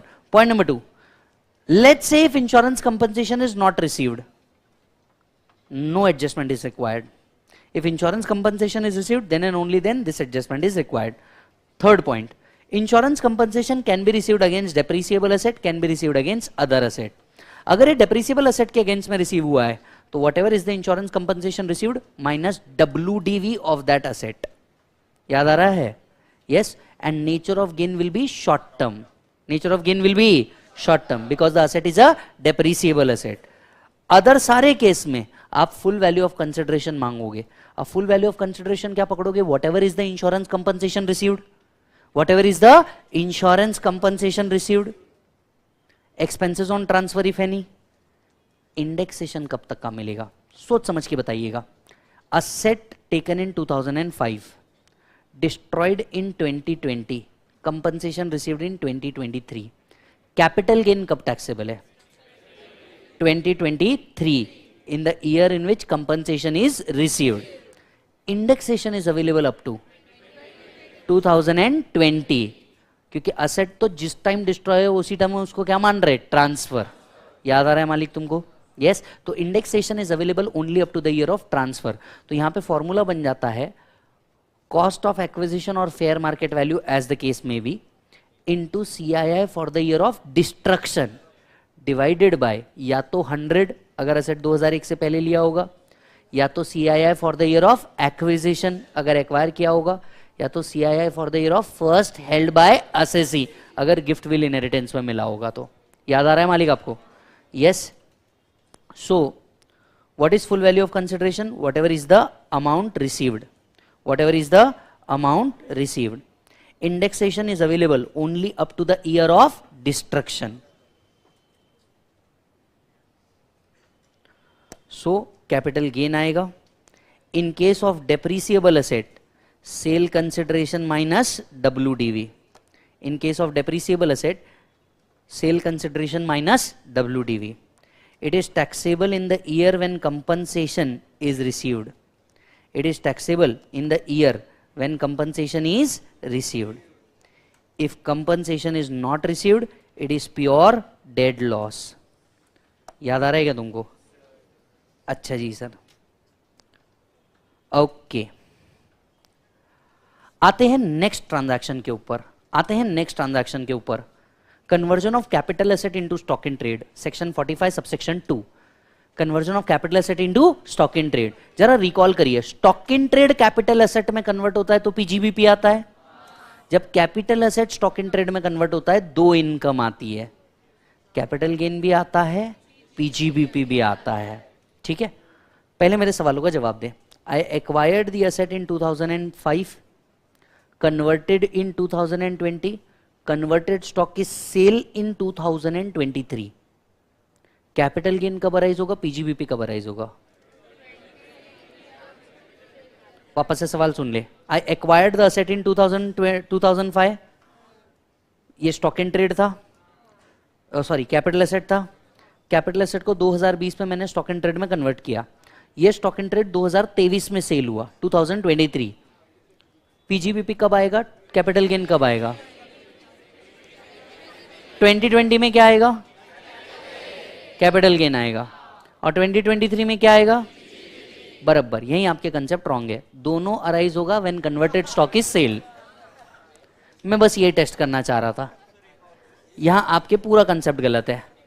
एक सवाल पूछूं, पूरा का पूरा 2023 में आएगा। पूछो क्यों? कैपिटल एसेट, घड़ी बेचने का बिजनेस, स्टॉक एंड ट्रेड, ठीक। ये 2020 में मैंने इसे स्टॉक एंड ट्रेड में कन्वर्ट कर दिया। एओआई, ला विजय टैक्स दे, कहां से दूं? मैंने सिर्फ जर्नल एंट्री पास करी है बुक्स में, stock account debit to asset account, पैसा आया नहीं तो टैक्स किधर से दूं? Deemed transfer, not a transfer. जब ये स्टॉक सोल होगा या पार्टली सेल होगा तो ही टैक्स आ सकता है। Are you getting the point? यही सोच बदलनी है वापस से। 2005 में एसेट एक्वायर किया, मेरे को पता था इसलिए मैंने एग्जांपल लिया। बेटा तुम मेरे से ज्यादा नालायक हो, मैं मान चुका हूं, ठीक है। डीम्ड एक्सेप्टेंस है ये, समझ में आ रही है बात? बराबर है। तुम इतने बड़े कॉस्टिंग, एफआर, एसएफएम, आईडीटी, इतने बड़े बड़े चैप्टर से घिरे हो, किधर तुमसे क्या बराबरी करूं तुमसे? इतने बड़े बेचारे मेरे बच्चे प्यारे, सुनो। 2005 में एसेट एक्वायर किया, 2020 में कन्वर्ट किया, 2023 में सेल किया। Both capital gain and PGBP will arise in the year of sale और पार्टली सेल, ठीक है।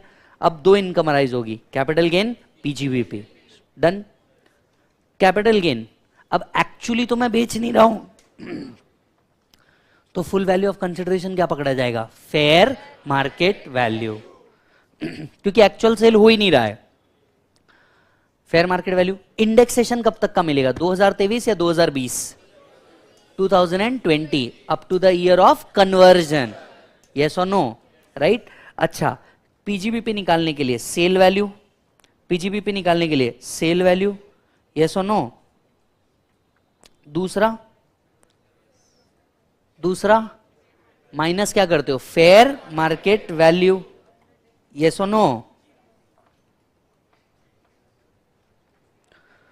fair market value as on the date of conversion allowed only up to the year of conversion, sale value less fair market value as on the date of conversion क्या माना जाएगा? PGBP, yes or no?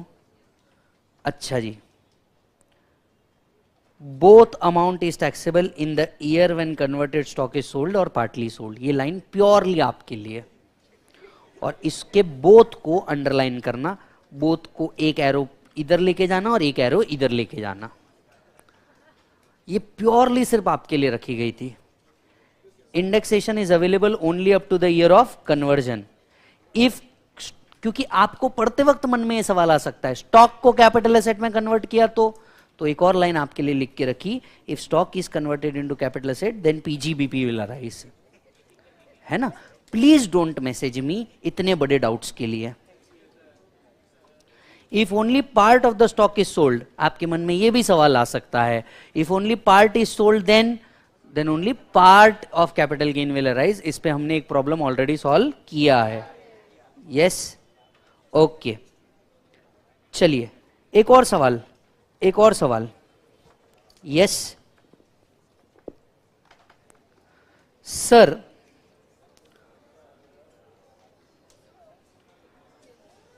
आपको याद होगा हमें 54 EC का exemption तभी मिलता है व्हेन जब हम असेट सेल कर देते हैं और इन्वेस्टमेंट 6 मंथ्स में हो। अब यहां पे असेट तो ट्रांसफर अब 2020 में मान रहे, जबकि कैपिटल गेन 2023 में अराइज हो रहा, तो 6 मंथ्स कहां से काउंट करना चाहिए? 2020 या 2023? 2023, क्योंकि कैपिटल गेन भी उसी साल अराइज हो रहा है। तो in case converted stock is sold 6 months shall be calculated from the date of sale of stock for the purpose of section 54 EC. Is that done? Yes. Yes. आते हैं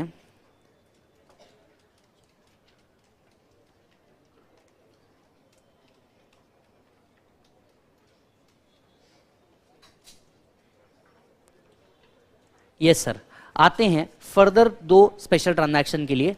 पहला डीमैट। अगर सिक्योरिटीज डीमैट फॉर्मेट के अंदर में है तो आप कॉस्ट ऑफ एक्विजिशन कैसे लेंगे? फीफो बेसिस पे। आप कॉस्ट ऑफ एक्विजिशन कैसे लेंगे बेटा? फीफो। वैसे आज मैंने आपको ये भी बताया था, आज हम इसको कंप्यूट ही नहीं करते, क्योंकि जब आप डीमैट अकाउंट में देखते हो वहीं से प्रॉफिट एंड लॉस अकाउंट निकल जाता, which is by default on FIFO basis. Yes, तो कॉस्ट ऑफ एक्विजिशन काय पे कंसिडर करोगे? FIFO basis. Yes. Transfer by partner और मेंबर टू फर्म और एओपी बीओआई, टू फर्म और एओपी बीओआई। अगर पार्टनर एओपी बीओआई को कोई एसेट ट्रांसफर करता है, जनरली कैपिटल कंट्रीब्यूशन में ट्रांसफर होता है, यस तो पार्टनर ने लेट से कोई बिल्डिंग कैपिटल कंट्रीब्यूशन में किसको ट्रांसफर कर दी, फर्म को ट्रांसफर कर दी। Whatever is the amount recorded in books of accounts, इसे क्या माना जाता है, full value of consideration. So full value of consideration shall be amount recorded in books of account। उसका फेयर मार्केट वैल्यू क्या है, तिल लगाने गया, whatever हम उसके कैपिटल अकाउंट में जितना वैल्यू रिकॉग्नाइज कर रहे हैं वो आपके लिए क्या बन जाएगा, फुल वैल्यू ऑफ कंसिडरेशन। बाकी आपका कैपिटल गेन जैसे कंप्यूट होता है वैसे ही कंप्यूट होगा। Next section 45(5) compulsory acquisition. Stop, yes चलिए तीन पार्ट में मैं इसे डिवाइड करता हूं, तीन पार्ट में मैं इसे डिवाइड करता हूं। Initial compensation, enhance compensation, interest on compensation, enhance compensation. याद आ रहा है क्या, ठीक है। Interest on compensation, enhance compensation upon compulsory acquisition, is it taxable under the head of capital gain और IFOS? Whole interest is taxable और 50% allowed as deduction, 50% will be allowed as deduction. याद आ रहा है तुमको, yes. So interest on compensation, enhance compensation is taxable in IFOS and 50% is allowed as deduction। Purely तुम्हारे लिए लिख के रखा है, यहां जरूरत ही नहीं थी IFOS का पॉइंट लिखने की, बट मेरे को ऐसा लगा कि मेरे जैसे आप एवरेज बच्चे हैं। दूसरी बात, initial compensation and enhance compensation. सुनो, initial compensation, enhance compensation, example से समझाता हूं, ज्यादा समझ में आएगा।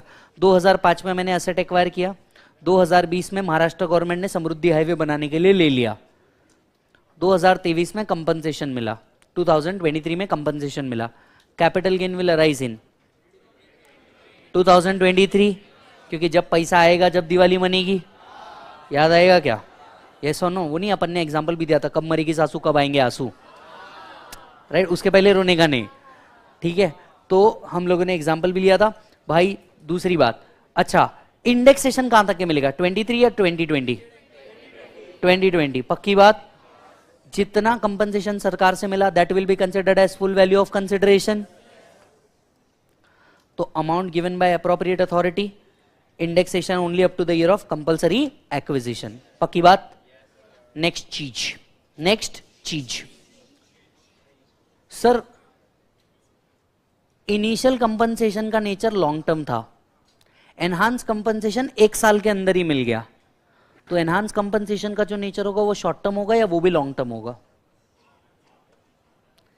क्या क्या क्या क्या क्या, वापस से सवाल पूछू है ना? हाँ, सुन मालूम है मेरे को। Initial compensation long term nature का था, इसके 1 साल के अंदर ही एनहांस कंपनसेशन मिल गया, तो एनहांस कंपनसेशन का नेचर क्या होगा, लॉन्ग टर्म या शॉर्ट टर्म? मैं सवाल फिर एक बार बोल दूं, ठीक है। इनिशियल कंपनसेशन जो था ये लॉन्ग टर्म नेचर का था, एनहांस कंपनसेशन इसके 1 साल के अंदर ही मिल गया, तो ये लॉन्ग टर्म या short term? Short term, absolutely wrong. Nature of enhance compensation is same as original compensation. वापस बोलो बेटा, nature of enhance compensation is same as original. इसके नीचे इसी लाइन के लिए जगह छोड़ी है, nature of enhance compensation is same as that of original compensation, है ना बेटा?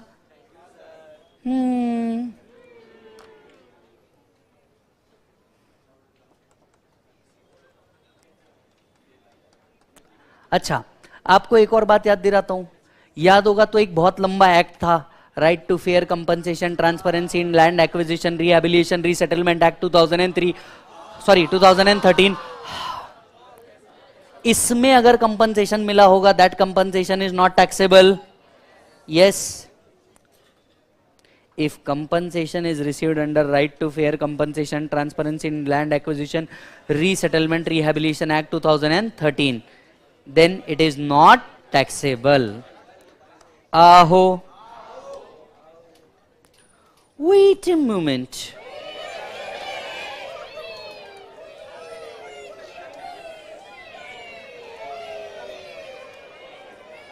तुम ये आवाज निकालो, YouTube पे ये वीडियो जाएगा, तुमको उस टाइम पे रिवीजन में ये आवाज नहीं आएगा, तुम ही फ्रस्ट्रेट होंगे। मेरे को कोई लेन देन नहीं, मैंने मेरी जिम्मेदारी पूरी कर दी है ना। तो याद रखो, हर जगह आवाज निकालना सही नहीं है,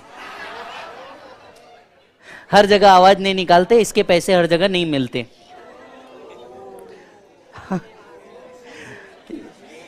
हाँ छी ना, बराबर बराबर, हमारे को भी ऐसे ही लगता है जब तुम ऐसी आवाज निकालते हो। याद होगा, तो जब आप एनहांस कंपनसेशन का कैपिटल गेन कंप्यूट करते रहेंगे तो इनकी cost of acquisition and cost of improvement क्या पकड़ी जाती है, नील। सर क्यों, हम कैपिटल गेन नहीं निकाल रहे वापस से, ये सिर्फ कंपनसेशन एनहांस। तो एनहांस कंपनसेशन कब टैक्सेबल है, इसके आगे एरो करके लिखो, taxable in the year of receipt. जिस साल टैक्स, उस साल टैक्सेबल होगा जिस साल क्या होगा बेटा, रिसीप्ट।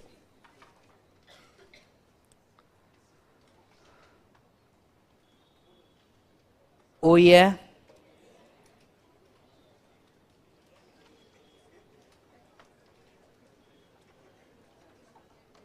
चलिए अब आते हैं नेक्स्ट स्पेशल ट्रांजैक्शन के ऊपर, section 45(5)(a), registered redevelopment agreement. याद होगा, तो जयकांत शिकरे गोटिया के पास जाता था और सोसाइटी रीडेवलप होती थी। अगर कोई भी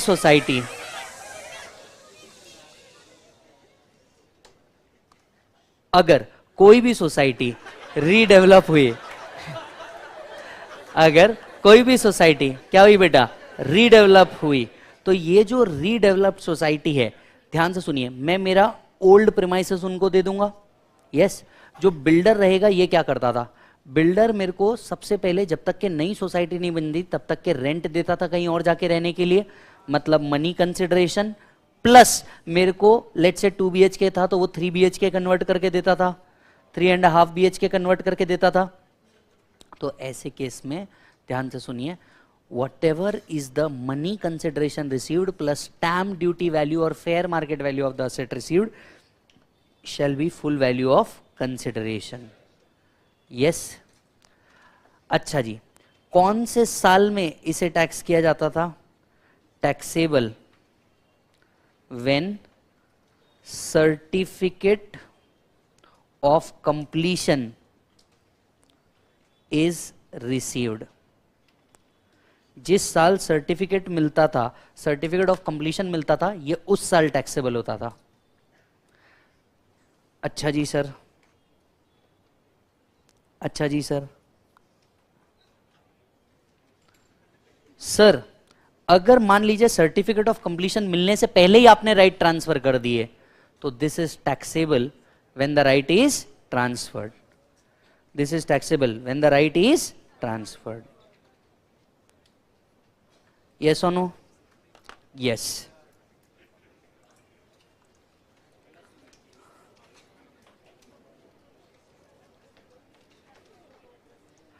आइए सर एक और स्पेशल ट्रांजैक्शन पे चलते हैं, section 51। Section 51 talks about advance money forfeited.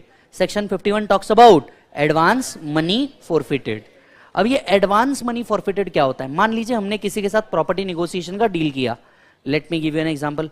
मान लीजिए मैं नागपुर गया, मैंने नागपुर में एक प्रॉपर्टी एक्वायर करी और मैंने कहा कि मैं 2 महीने के अंदर में क्या करूंगा, इस प्रॉपर्टी का रजिस्ट्रेशन करवा लूंगा।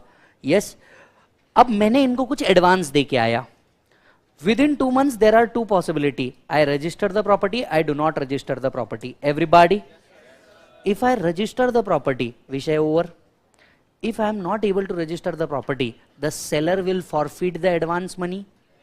This advance money forfeited after 2014 अगर forfeit हुआ है तो it will be taxable in IFOS.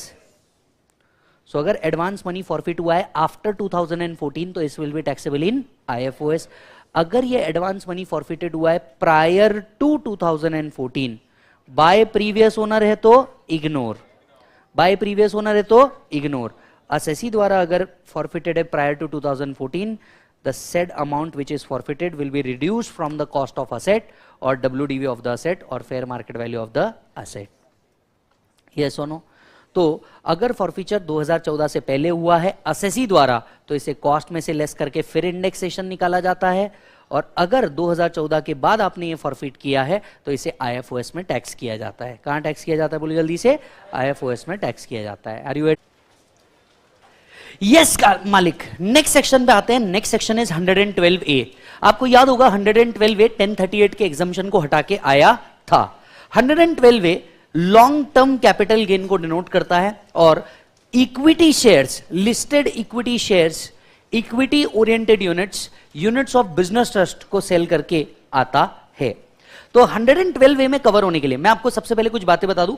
112 और 112A के बीच का डिफरेंस क्या क्या है, चलो जरा याद करके देखो।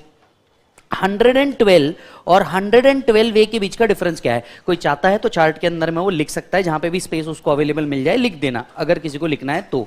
यहां पे हम shares and other assets cover करते हैं, shares and other assets cover करते हैं। यहां पे हम सिर्फ शेयर्स कवर करते हैं, दैट टू लिस्टेड। यस और नो? तो 112A के अंदर में हम लोग पहली चीज जो करते हैं, यहां पे शेयर्स लिस्टेड अनलिस्टेड दोनों कवर करते हैं, यहां पे हम सिर्फ लिस्टेड कवर करते हैं। यहां पे जो टैक्स का रेट था एनीवन 20%, यहां पे जो टैक्स का रेट है ये बियॉन्ड ₹1 लाख 10% है एवरीबॉडी। यस। नेक्स्ट, इसमें से रिबेट अंडर सेक्शन 87A जो है ये अवेलेबल है। यस। इसमें से रिबेट अंडर सेक्शन 87A मिलता नहीं है। याद आ रहा है? इसमें जो आप कॉस्ट ऑफ एक्विजिशन लेते हो वो सेक्शन 49 के हिसाब से लेते हो, इसमें जो आप कॉस्ट ऑफ एक्विजिशन लेते हो यस वो 112A के हिसाब से मिलता है। यहां पे आपको इंडेक्सेशन का बेनिफिट अवेलेबल होता है, यहां पे आपको इंडेक्सेशन का बेनिफिट मिलता नहीं है। याद आ रहा है? ये मेन डिफरेंस थे 112A के अंदर में। तो जहां पे भी आपको स्पेस मिल रहा है एक डिफरेंस लिख के रख दो, मतलब आपका चार्ट और अपडेटेड हो जाएगा। अब आते हैं 112A पे। 112A क्या क्या बोलता है? असेसी अगर सेल करता है, असेसी अगर क्या करता है बेटा? सेल करता है। क्या क्या चीजें सेल करता है? इक्विटी शेयर सेल करता है, इक्विटी ओरिएंटेड यूनिट या यूलिप, जिसपे 4th and 5th proviso applicable नहीं है 1010D की। 4th and 5th प्रोविजो वाला पॉइंट क्या था जरा याद करो। अगर यूलिप का सिंगल प्रीमियम एक्सीड करता है 2,50,000 से, या यूलिप का एग्रीगेट प्रीमियम एक्सीड करता है 2,50,000 से, यस, या units of business trust, then in excess of ₹1 lakh shall be taxable at the rate of 10%। याद होगा? तो इस सेक्शन को हम तभी अप्लाई कर सकते हैं व्हेन एसटीटी इज पेड। क्या तुम्हें याद है? यस। एसटीटी अगर शेयर्स है तो कब कब पे करना है? Both at the time of acquisition and transfer, both at the time of acquisition and transfer. और इक्विटी ओरिएंटेड यूनिट्स है, इक्विटी ओरिएंटेड यूनिट्स है तो वो क्या करेंगे बेटा? Only at the time of transfer. तो शेयर्स है तो both at the time of acquisition and transfer, units है तो at the time of transfer होना चाहिए। तो कैपिटल गेन कैसे निकलेगा? फुल वैल्यू ऑफ कंसिडरेशन लेंगे, एक्सपेंसेस ऑन ट्रांसफर लेंगे। यस, याद रखना होगा STT paid is not allowed as deduction. अब कॉस्ट, यहां पे कॉस्ट जो है ये डिफरेंट है। Cost shall be higher of, याद होगा तो 49 एंड 55 वाला जो टेबल था कॉस्ट का, उसमें भी हम यही पार्ट छोड़ के आए थे। यस, कॉस्ट क्या लेना है? Cost shall be higher of actual cost of acquisition, cost shall be higher of actual cost of acquisition and lower of sale consideration and fair market value as on 31st January 2018, as on 31st January 2018। तो यहां पे cost का ही सारा का सारा game है। याद रखिए कॉस्ट को हम इंडेक्स नहीं करते। Cost shall be higher of, दोनों में से हायर लेना है, ए या बी। ए क्या है? कॉस्ट ऑफ एक्विजिशन, बी क्या है? Lower of. इन दोनों में का लोअर लेना है। सेल कंसिडरेशन ये भी प्रॉब्लम में दिया होगा। Fair market value as on 31/1/2018 ये भी क्या दिया होगा? प्रॉब्लम में दिया होगा। इन दोनों में का लोअर, इन दोनों में का हायर, ये आपके लिए क्या बनेगा? कॉस्ट। याद रखिएगा regular batch, fast track batch के अंदर में हम लोगों ने इसके ऊपर एक प्रॉब्लम लिया है। इनफैक्ट क्वेश्चनर में भी इस पे एक प्रॉब्लम है, मिथुन नाम का। मिथुन नाम का एक ही कंसेप्ट है जिसके अंदर में सारा कंसेप्ट कवर है इसका, वो आपको कंफर्म करके जाना है। यस, अब सवाल उठता है फेयर मार्केट वैल्यू क्या क्या कैसे निकालेंगे? 99% फेयर मार्केट वैल्यू आपको प्रॉब्लम में दिया होगा, पर अगर फेयर मार्केट वैल्यू प्रॉब्लम में दिया हुआ नहीं है तो हमें देखना होगा अगर शेयर 31 जनवरी 2018 को लिस्टेड भी था और ट्रेडेड भी था, अगर शेयर 31 जनवरी 2018 को लिस्टेड भी था और ट्रेडेड भी था तो आपको उस दिन का हाईएस्ट प्राइस को फेयर मार्केट वैल्यू कंसिडर करना है। अगर उस दिन लिस्टेड तो था पर ट्रेडेड नहीं था तो इसके पहले जब भी ट्रेड हुआ होगा एनी प्रीवियस ट्रेडेड डे उस दिन का highest value fair market value पकड़ना है।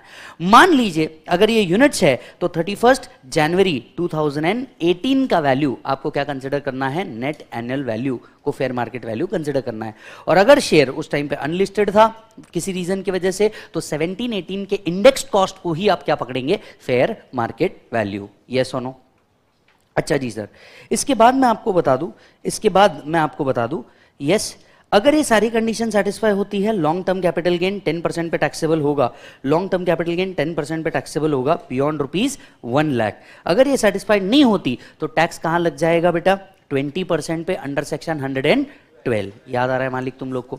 यस। इसके बाद हमने देखा था देयर आर सर्टेन एक्सेप्शन, कुछ ट्रांजैक्शन ऐसे हैं जिनमें एसटीटी पे नहीं भी है, कुछ ट्रांजैक्शन ऐसे हैं जिनमें एसटीटी पे नहीं भी है तो भी आप 112A अप्लाई कर सकते हैं। तो कुछ ट्रांजैक्शन ऐसे हैं जिसपे 112A आप क्या कर सकते हो, अप्लाई कर सकते हो, भले ही एसटीटी पे नहीं है। तो आप यहां पे लिख सकते हो, अगर किसी को हिंदी में लिखना है तो अगर एसटीटी नहीं भी हुआ तो भी 112A अप्लाई होगा, तो भी 112A अप्लाई होगा। तो ये वो ट्रांजैक्शन है। तो नोटिफिकेशन नंबर 62/2018 आपको बताता है ऐसे कौन से ट्रांजैक्शन है जहां पे आपने एसटीटी पे नहीं भी किया है, एसटीटी पे नहीं भी किया है तो भी आपको क्या मिलेगा बेटा, बेनिफिट मिल जाएगा। यस और नो? अच्छा, अब आप ये पूछेंगे कि सर कौन कौन से ऐसे ट्रांजैक्शन है। पहला, जो शेयर्स 2004 से पहले लिए हैं, 1 अक्टूबर 2004 से पहले लिए हैं। Let me give you a brief. याद होगा तो एसटीटी नाम का कंसेप्ट ही 2004 में आया था, तो उसके पहले जिन्होंने शेयर लिया था वो आकर के निर्मला सीतारमण जी को बोल रहे थे हमको भी ये बेनिफिट चाहिए। यस, तो उनके लिए। दूसरा, acquisition of share which is approved by high court, supreme court, NCLT, SEBI, RBI. Yes और नो? तो अगर आपने shares high court, supreme court से लिए हैं, वहां पे एसटीटी का तो कंसेप्ट है ही नहीं, तो भी आपको 112A यूज करने मिल जाएगा। Third, shares acquired by non resident under the FDI guideline. अगर कोई नॉन रेसिडेंट ने शेयर एक्वायर किया है under the FDI guideline, even though STT is not paid, still 112A is applicable. Acquisition of shares by investment fund, shares acquired through preferential issue under the SEBI. SEBI के preferential issue में आपने share acquire किया, STT paid नहीं किया, तो भी आपको ये बेनिफिट मिल जाएगा। यस और no? Okay, next, acquisition through issue of share by a company। acquisition through issue of share by a company, direct company से एक्वायर करते हो। Acquisition by scheduled bank, reconstruction, securitisation company. Acquisition under the ESOPs, अगर आप ESOPs में acquire करते हैं, 8 10 9 point repeat है तो आप एक कट कर सकते हैं। Acquisition under the ESOPs, ESOP के अंडर में आपने एक्वायर किया, एसटीटी पे नहीं किया, तो भी आपको ये बेनिफिट मिल जाएगा। यस और no? Next, acquisition from government and acquisition under any mode specified in 45(3), 45(4), 47 and 50B transaction। फिर याद होगा तो एनहांस सरचार्ज जो है वो एप्लीकेबल नहीं है on long term capital gain under 112A और short term capital gain under 111A। ये तो हमने ऑलरेडी कहां पढ़ा है, बेसिक्स में पढ़ लिया है। से यस। यस, अब हम चलते हैं नेक्स्ट सेक्शन के ऊपर। Next section is section 46 and 47। 46 and 47 जो भी है ये दोनों भी आपसे एक ही बात करते हैं, transaction which are not regarded as transfer. Transaction which are not regarded as transfer मतलब ऐसे ट्रांजैक्शन जो क्या नहीं माने जाएंगे, ट्रांसफर नहीं माने जाएंगे। सबसे पहले आता है सेक्शन 46। 46 को एक ब्रीफ तरीके से बताता हूं, क्लास में भी हम लोगों ने डिस्कस किया था।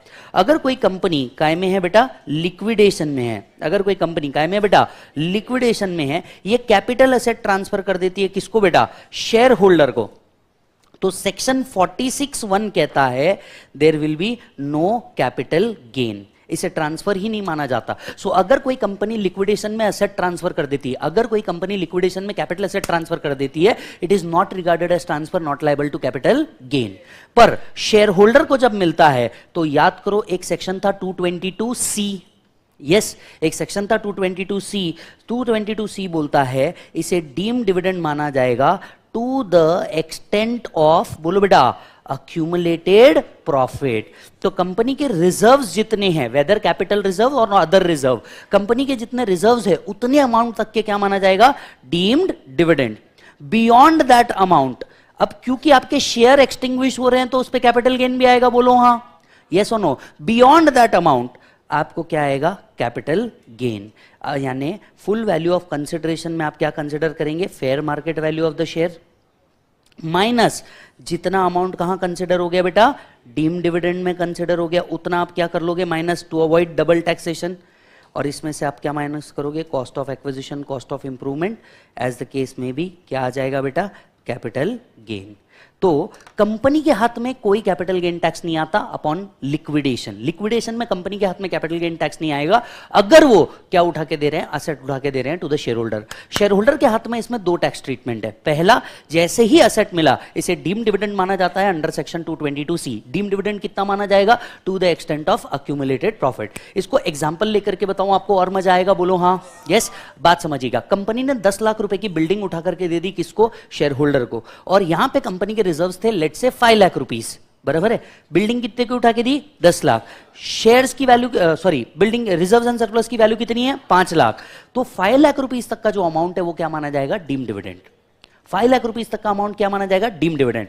पर शेयर्स के अगेंस्ट में मिले कितने? 10 lakh. Fair market value of the building 10 lakh. 10 lakh में से 5 लाख क्या मान चुके हो तुम? Deem dividend. तो फुल वैल्यू ऑफ कंसिडरेशन पकड़ा जाएगा 5 lakh minus cost of acquisition, cost of improvement, जैसे कैपिटल गेन आता है वैसे निकालोगे। लॉजिक समझ में आ रहा है सभी को? हाँ या ना? तो 46(1), 46(2 इस तरीके से वर्क करता है। सो चेक करिएगा मेरे साथ। 46(1) distribution of assets to share holder upon liquidation. Distribution of assets to its share holder on liquidation is not regarded as transfer. तो कंपनी अगर कुछ भी ट्रांसफर कर रही है, कंपनी के हाथ में there will be no capital gain. Company के हाथ में there will be no capital gain. Yes. 46(2) किसके लिए है? बोलो जल्दी से। शेयर होल्डर के लिए। मनी और the asset receive by the share holder will be taxed under the head of capital gain. Money so received और the market value of the other asset as on the date of liquidation as reduced by dividend under 222C, as reduced by dividend under 222C shall be treated as full value of consideration for the purpose of section 48 capital gain computation. Logic समझ में आ रहा है सभी को? हाँ या ना? Yes और नो? चलो मालिक, तो यहां पे हमारा 46 भी खत्म हुआ। अब हम चलते हैं नेक्स्ट सेक्शन के ऊपर, section 47, transaction which are not regarded as transfer. चलो इधर आओ,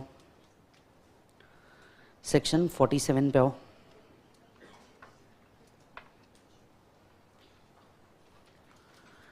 देख लो। अच्छा, एक हमारे special transactions in capital gain वो प्रोविजो वाले बाकी है इसके बाद, ठीक है। चलो आते हैं section 47, transaction not regarded as transfer. तो चलिए अब शुरुआत करते हैं सेक्शन 47 की, transaction which are not regarded as transfer. ये वो ट्रांजैक्शन है जिसे ट्रांसफर नहीं माना जाता, और आप तो जानते ही हैं कैपिटल गेन में अगर ट्रांसफर नहीं है तो उस ट्रांजैक्शन पे कैपिटल गेन आता नहीं है। तो ये ऐसे ट्रांजैक्शन है जिन पे सरकार कैपिटल गेन टैक्स नहीं लेना चाहती, provided certain conditions are satisfied. अब ये एक बहुत बड़ी लिस्ट है, एंड बिलीव मी आपको इतनी बड़ी लिस्ट याद रखने की जरूरत नहीं है, beat inter level beat final level, आपको ये इतनी बड़ी लिस्ट याद रखने की जरूरत नहीं है। आपको जो इंपॉर्टेंट पॉइंट है बस उतने याद रखना है। तो चार्ट के ऊपर फोकस कीजिएगा और इंपॉर्टेंट पॉइंट देखते जाइएगा। पहला, एनी डिस्ट्रीब्यूशन ऑन टोटल और पार्शियल पार्टीशन ऑफ HUF। अगर HUF पार्टीशन हो रहा है और HUF असेट्स उठा के किसको दे रहा है? मेंबर्स को दे रहा है, तो HUF के हाथ में there will be no capital gain. Are you getting the point? Yes. Second, any transfer under the gift will और इरिवोकेबल ट्रस्ट। इसको स्टार मार्क करो, याद कीजिए। विजय अगर एक्स को कोई गिफ्ट दे रहा है, विजय के हाथ में there will be no capital gain. तो any person who is transferring the asset under the gift will not be regarded as transfer. Yes or no? अच्छा जी। Then any transfer by company to its subsidiary company. अच्छा जी, 100% subsidiary होनी चाहिए। तो sir अगर कोई company, holding company अपनी subsidiary company, subsidiary भी कैसी होनी चाहिए? 100% सब्सिडरी, होली ओन सब्सिडरी भी बोलते हैं अपन इसको। होली ओन सब्सिडरी को कैपिटल से ट्रांसफर कर रहा है, it is not regarded as transfer, not liable to capital gain. Vice versa, यही सब्सिडरी कंपनी अपनी 100% होल्डिंग कंपनी, कैसी बेटा? 100% होल्डिंग कंपनी को ट्रांसफर करती है इज एन इंडियन कंपनी। तो अमलगमेटेड कंपनी के बाजू में लिखो Indian. Yes, that will be regarded as, बोलो बेटा, that will be regarded as not regarded as transfer. Yes, transfer by amalgamating foreign company to amalgamated foreign company scheme of amalgamation. ठीक उसी तरीके से अमलगमेटेड फॉरेन कंपनी ने amalgamated foreign company को कोई ऐसे ट्रांसफर किया, it is not regarded as transfer, not liable to capital gain. Yes, any banking company to banking institution, banking company ने बैंकिंग इंस्टीट्यूशन को ट्रांसफर किया, ICICI bank to ICICI limited, तो अगर ऐसा कुछ ट्रांसफर हुआ है, not regarded as transfer, not liable to capital gain. Next, amalgamation of foreign company to amalgamated foreign company scheme of amalgamation of two foreign company. यहां पे वो Vodafone वाला केस था जो हम लोगों ने डिस्कस किया था, याद आ रहा है. Next, star mark, any transfer under the demerger, demerged company ने रिजल्टिंग कंपनी को अगर कोई ऐसा ट्रांसफर किया है, it is not regarded as transfer, not liable to capital gain. Yes, अच्छा, रिजल्टिंग कंपनी कौन सी होनी चाहिए बोलो बेटा, इंडियन कंपनी. याद आ रहा है, सेम कंडीशन थी. रिजल्टिंग कंपनी भी कौन होनी चाहिए, इंडियन कंपनी होनी चाहिए. अच्छा जी सर, ठीक उसी तरीके से foreign demerger, foreign demerged company ने फॉरेन रिजल्टिंग कंपनी को ट्रांसफर किया, it is not regarded as transfer, not liable to capital gain. Yes, next, any transfer by predecessor cooperative bank to successor cooperative bank. अगर cooperative bank का amalgamation हुआ है, predecessor cooperative bank ने successor cooperative bank को दिया, not regarded as transfer, not liable to capital gain. Next, any transfer by share holder of प्रेडेसेसर cooperative bank. In fact इस amalgamation में प्रेडेसेसर cooperative bank में भी शेयर होल्डर ने अपने ट्रांसफर किया होगा, not regarded as transfer, not liable to capital gain. अच्छा जी सर, हाँ जी, transfer by non resident to another non resident outside India. एक नॉन रेसिडेंट ने दूसरे नॉन रेसिडेंट को outside India Indian securities transfer करी है. कौन सी securities, Indian securities, that is government securities transfer करी है, not regarded as transfer, not liable to capital gain. Yes और नो. अच्छा सर, 2 मिनट रुकिए, 2 मिनट, मेरे को मालूम है उसको आपके अंदर कितना पार्ट है कितना नहीं, don't worry about it. Yes, वो दे 1 मिनट.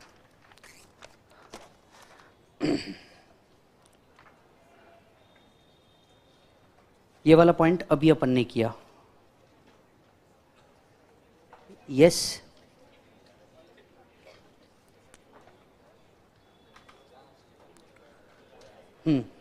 इधर आइए.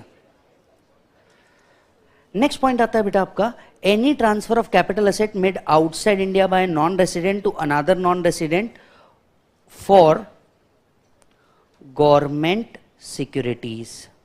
कौन से सिक्योरिटीज बेटा, government securities. Yes, any transfer by way of redemption by an individual of specified securities. कौन सी बेटा, स्पेसिफाइड सिक्योरिटीज. यस,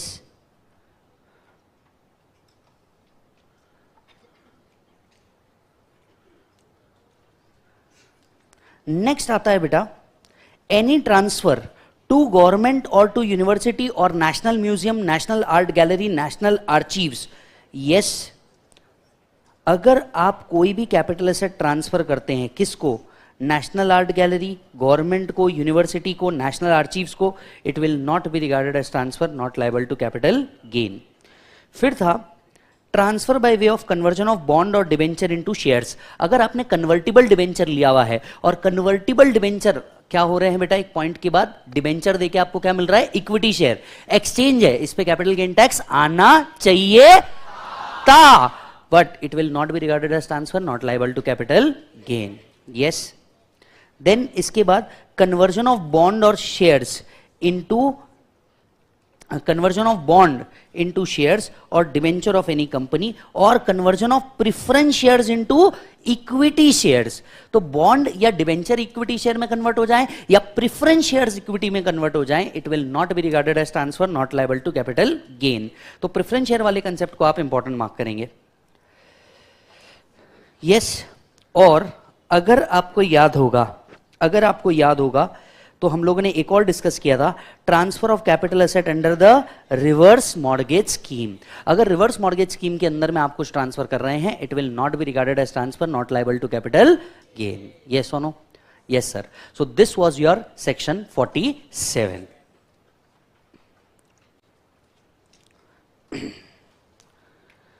चलिए सर, हमने स्लम सेल भी पढ़ना बाकी है। आ जाओ स्लम सेल।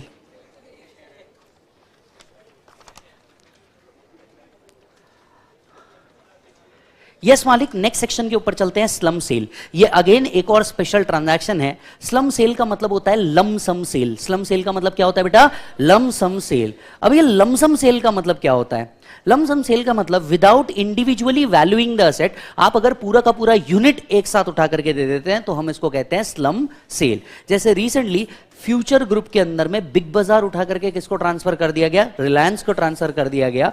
यस, ठीक उसी तरीके से अब आप सोच करके देखिए, बिग बाजार तो इतना बड़ा यूनिट था, इतने सारे शॉप्स थे बिग बाजार के, कितने सारे एसेट्स रहे होंगे, तो उन्होंने एक एक एसेट्स को वैल्यू नहीं किया, ये लॉन्ग टर्म है, ये शॉर्ट टर्म है, ये बड़ा है, ये छोटा है, नहीं। उन्होंने स्ट्रेट अवे क्या किया? 26,000 करोड़ इतना मेरे को चाहिए एज अगेंस्ट बिग बाजार, विषय खत्म। यस, तो जब आप as is what is basis पे उठा के क्या कर देते हो? ट्रांसफर कर देते हो। हम इस कंसेप्ट को क्या कहते हैं? Slump sale. यस और नो? अब स्लम सेल के अंदर में जो कैपिटल गेन कंप्यूट होता है, पहले तो कुछ याद दिला दूं, इंडेक्सेशन का बेनिफिट स्लम सेल को मिलता नहीं है। तो यहां पे कैपिटल गेन कैसे निकलता है? कैपिटल गेन निकलता है full value of consideration minus net worth. Full value of consideration minus net worth के हिसाब से निकलता है। अब full market full value of consideration कैसे निकलता है? फुल वैल्यू ऑफ कंसिडरेशन निकलता है बेटा fair market value as on the date of transfer to be calculated in prescribed manner. अब ये प्रिस्क्राइब मैनर क्या है? रूल 11 UAE बोलता है FMV1 और FMV2 विचेवर इज हायर जो होगा हम उसे क्या ले लेंगे? Fair market value. यस, तो फेयर मार्केट वैल्यू क्या निकलेगा? Fair market value 1, fair market value 2, whichever is higher. अब ये फेयर मार्केट वैल्यू 1 क्या होता है? फेयर मार्केट वैल्यू का मतलब है, फेयर मार्केट वैल्यू 1 का मतलब है fair market value of capital asset as determined at the date of slump sale, actual fair market value of the asset transferred और consideration whichever is higher. So technically full value of consideration is equal to fair market value. Fair market value कैसे निकलेगा? FMV1, FMV2 whichever is higher. FMV1 का मतलब है fair market value as on the date of transfer, FMV2 का मतलब है consideration. सीधे शब्दों में market value of the asset transferred और consideration whichever is higher.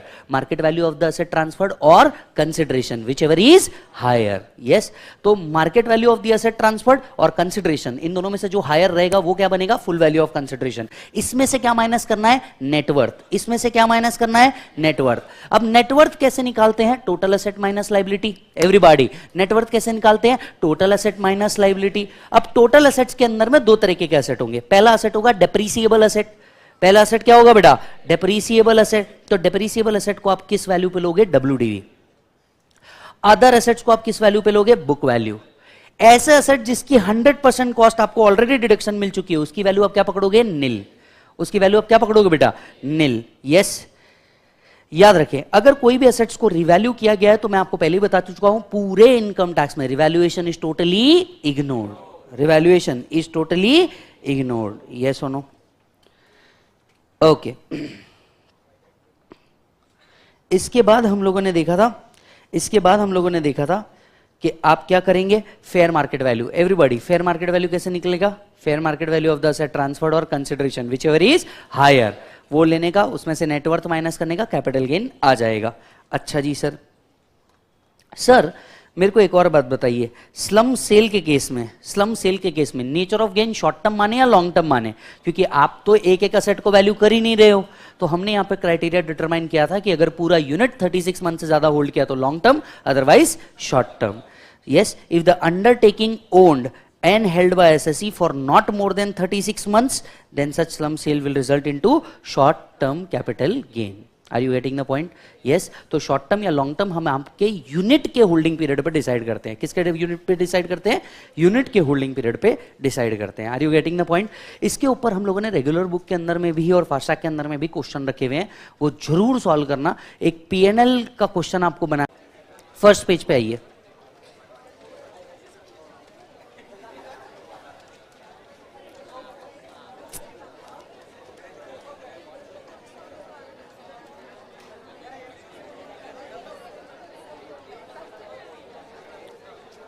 Everybody done?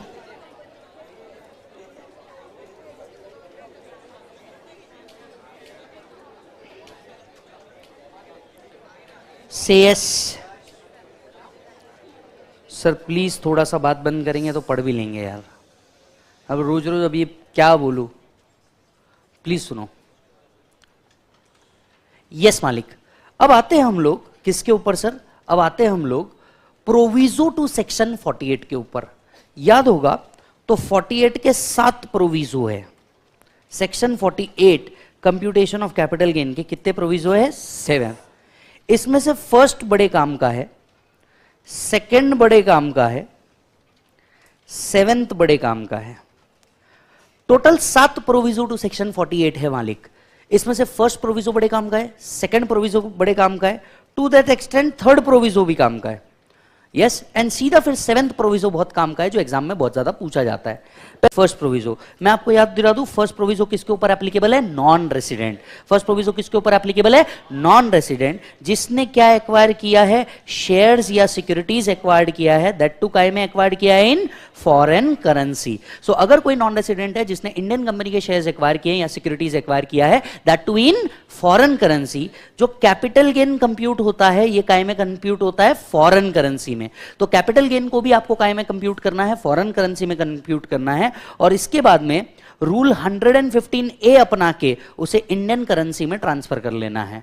यानी अगर कोई नॉन रेसिडेंट ने इंडियन कंपनी के शेयर्स एक्वायर किए हैं फॉरेन करेंसी में, तो जो आप कैपिटल गेन कंप्यूट करेंगे ये फॉरेन करेंसी में कंप्यूट करेंगे एंड बाद में उसे रूल 115A के हिसाब से क्या कर देंगे? कन्वर्ट कर देंगे.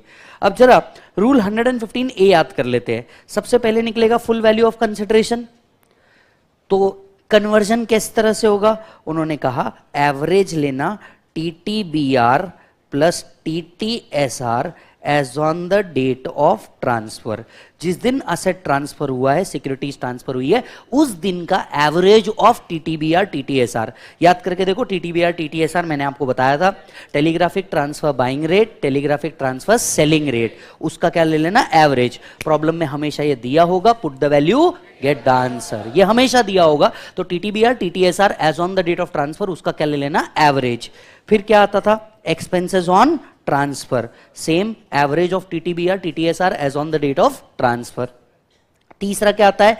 Cost of acquisition. याद होगा तो इंडेक्सेशन का बेनिफिट मिलता नहीं क्योंकि नॉन रेसिडेंट है. यस और नो? नॉन रेसिडेंट है, फॉरेक्स के अंदर में शेयर्स एक्वायर किया था, इनका टैक्स रेट 10% कर दिया था और इंडेक्सेशन गायब कर दिया था. इनका टैक्स रेट 10% कर दिया था और इंडेक्सेशन क्या कर दिया था? गायब. तो अब कॉस्ट ऑफ एक्विजिशन क्या लोगे? Average of TTBR TTSR as on the date of acquisition. Acquisition के डेट का TTBR TTSR का एवरेज ले लेना. यस और जो भी आपका फाइनल कैपिटल गेन आएगा इसे आप काय में कन्वर्ट करेंगे? TTBR. जो फाइनल आएगा इसको आप काय में कन्वर्ट करेंगे? TTBR. सेम चीज आपको चार्ट में भी लिख के दी है, जरा देखिए. अगर कोई नॉन रेसिडेंट है, यस अगर कोई क्या है बेटा? नॉन रेसिडेंट है जिसने शेयर्स डिबेंचर्स लिए इंडियन कंपनी के इन फॉरेन करेंसी, तो capital gain shall be calculated in foreign currency, thereafter it shall be converted into Indian currency.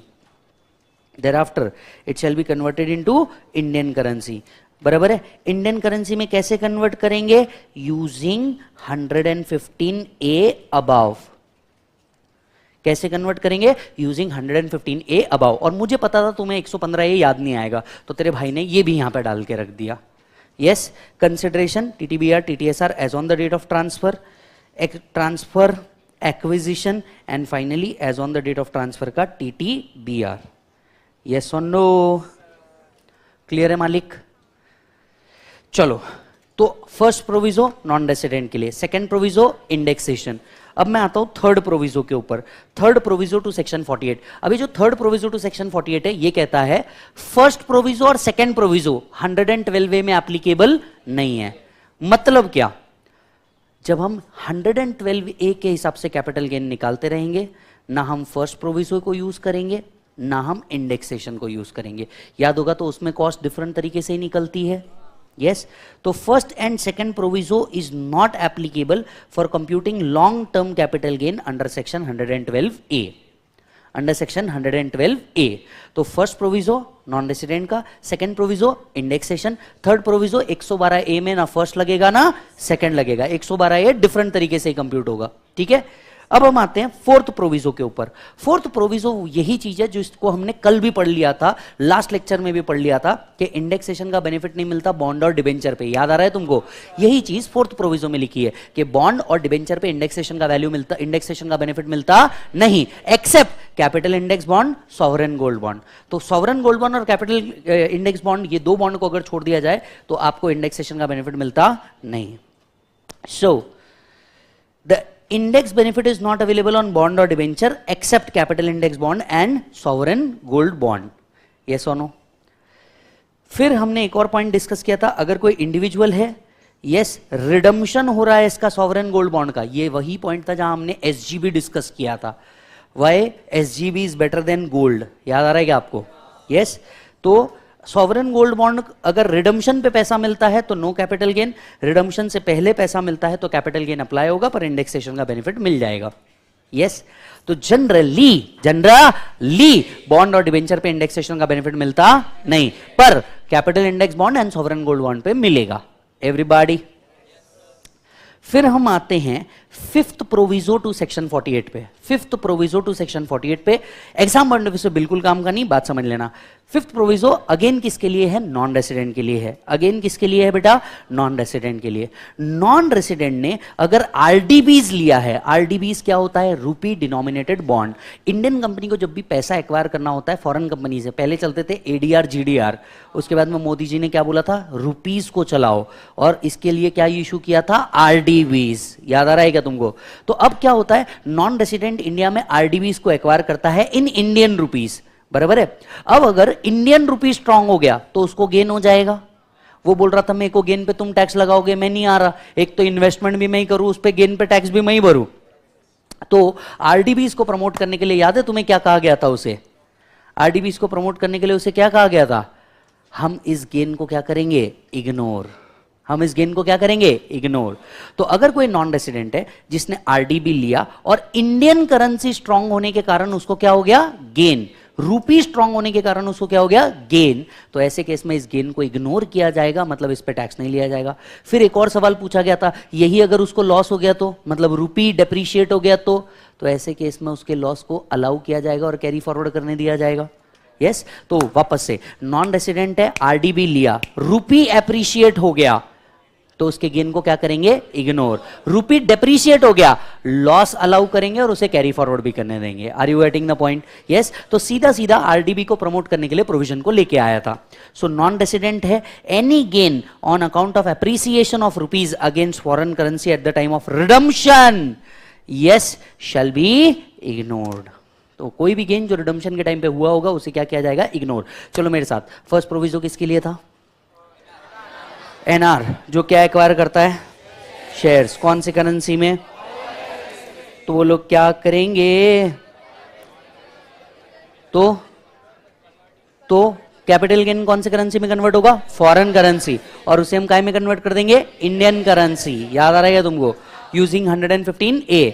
Second था इंडेक्सेशन, थर्ड था 112A कंप्यूट करते वक्त ना फर्स्ट लगेगा ना सेकंड लगेगा, फोर्थ था बॉन्ड और डिबेंचर पे इंडेक्सेशन का बेनिफिट मिलता नहीं, फिफ्थ था अगर नॉन रेसिडेंट ने आरडीबी एक्वायर किया, गेन हुआ, उसको क्या करना है? इग्नोर। आते हैं सिक्स्थ प्रोविजो के ऊपर। सिक्स्थ प्रोविजो, अगर कोई भी कंपनी क्या करती है? शेयर्स या डिबेंचर्स गिफ्ट कर देती है। अगर कोई भी कंपनी क्या करती है? शेयर्स या डिबेंचर्स क्या कर देती है बेटा? गिफ्ट कर देती है, तो ऐसे केस में market value shall be regarded as full value of consideration. Market value shall be regarded as full value of consideration. क्योंकि लोग कहते हैं कोई कंपनी इतनी बेवकूफ नहीं हो सकती कि अपनी लाइबिलिटी किसी को गिफ्ट कर दे। कंपनी के लिए तो शेयर्स क्या है बेटा? लाइबिलिटी। और ये याद होगा तो ये ईसॉप्स वाला पॉइंट था कि कंपनी अगर एम्प्लॉय को क्या कर देती है? ईसॉप्स दे देती है गिफ्ट के अंदर में, तो ऐसे केस में कंपनी के लिए टैक्सेबिलिटी आ जाएगा। फेयर मार्केट वैल्यू को क्या मानेंगे? Full value of consideration. Yes और नो?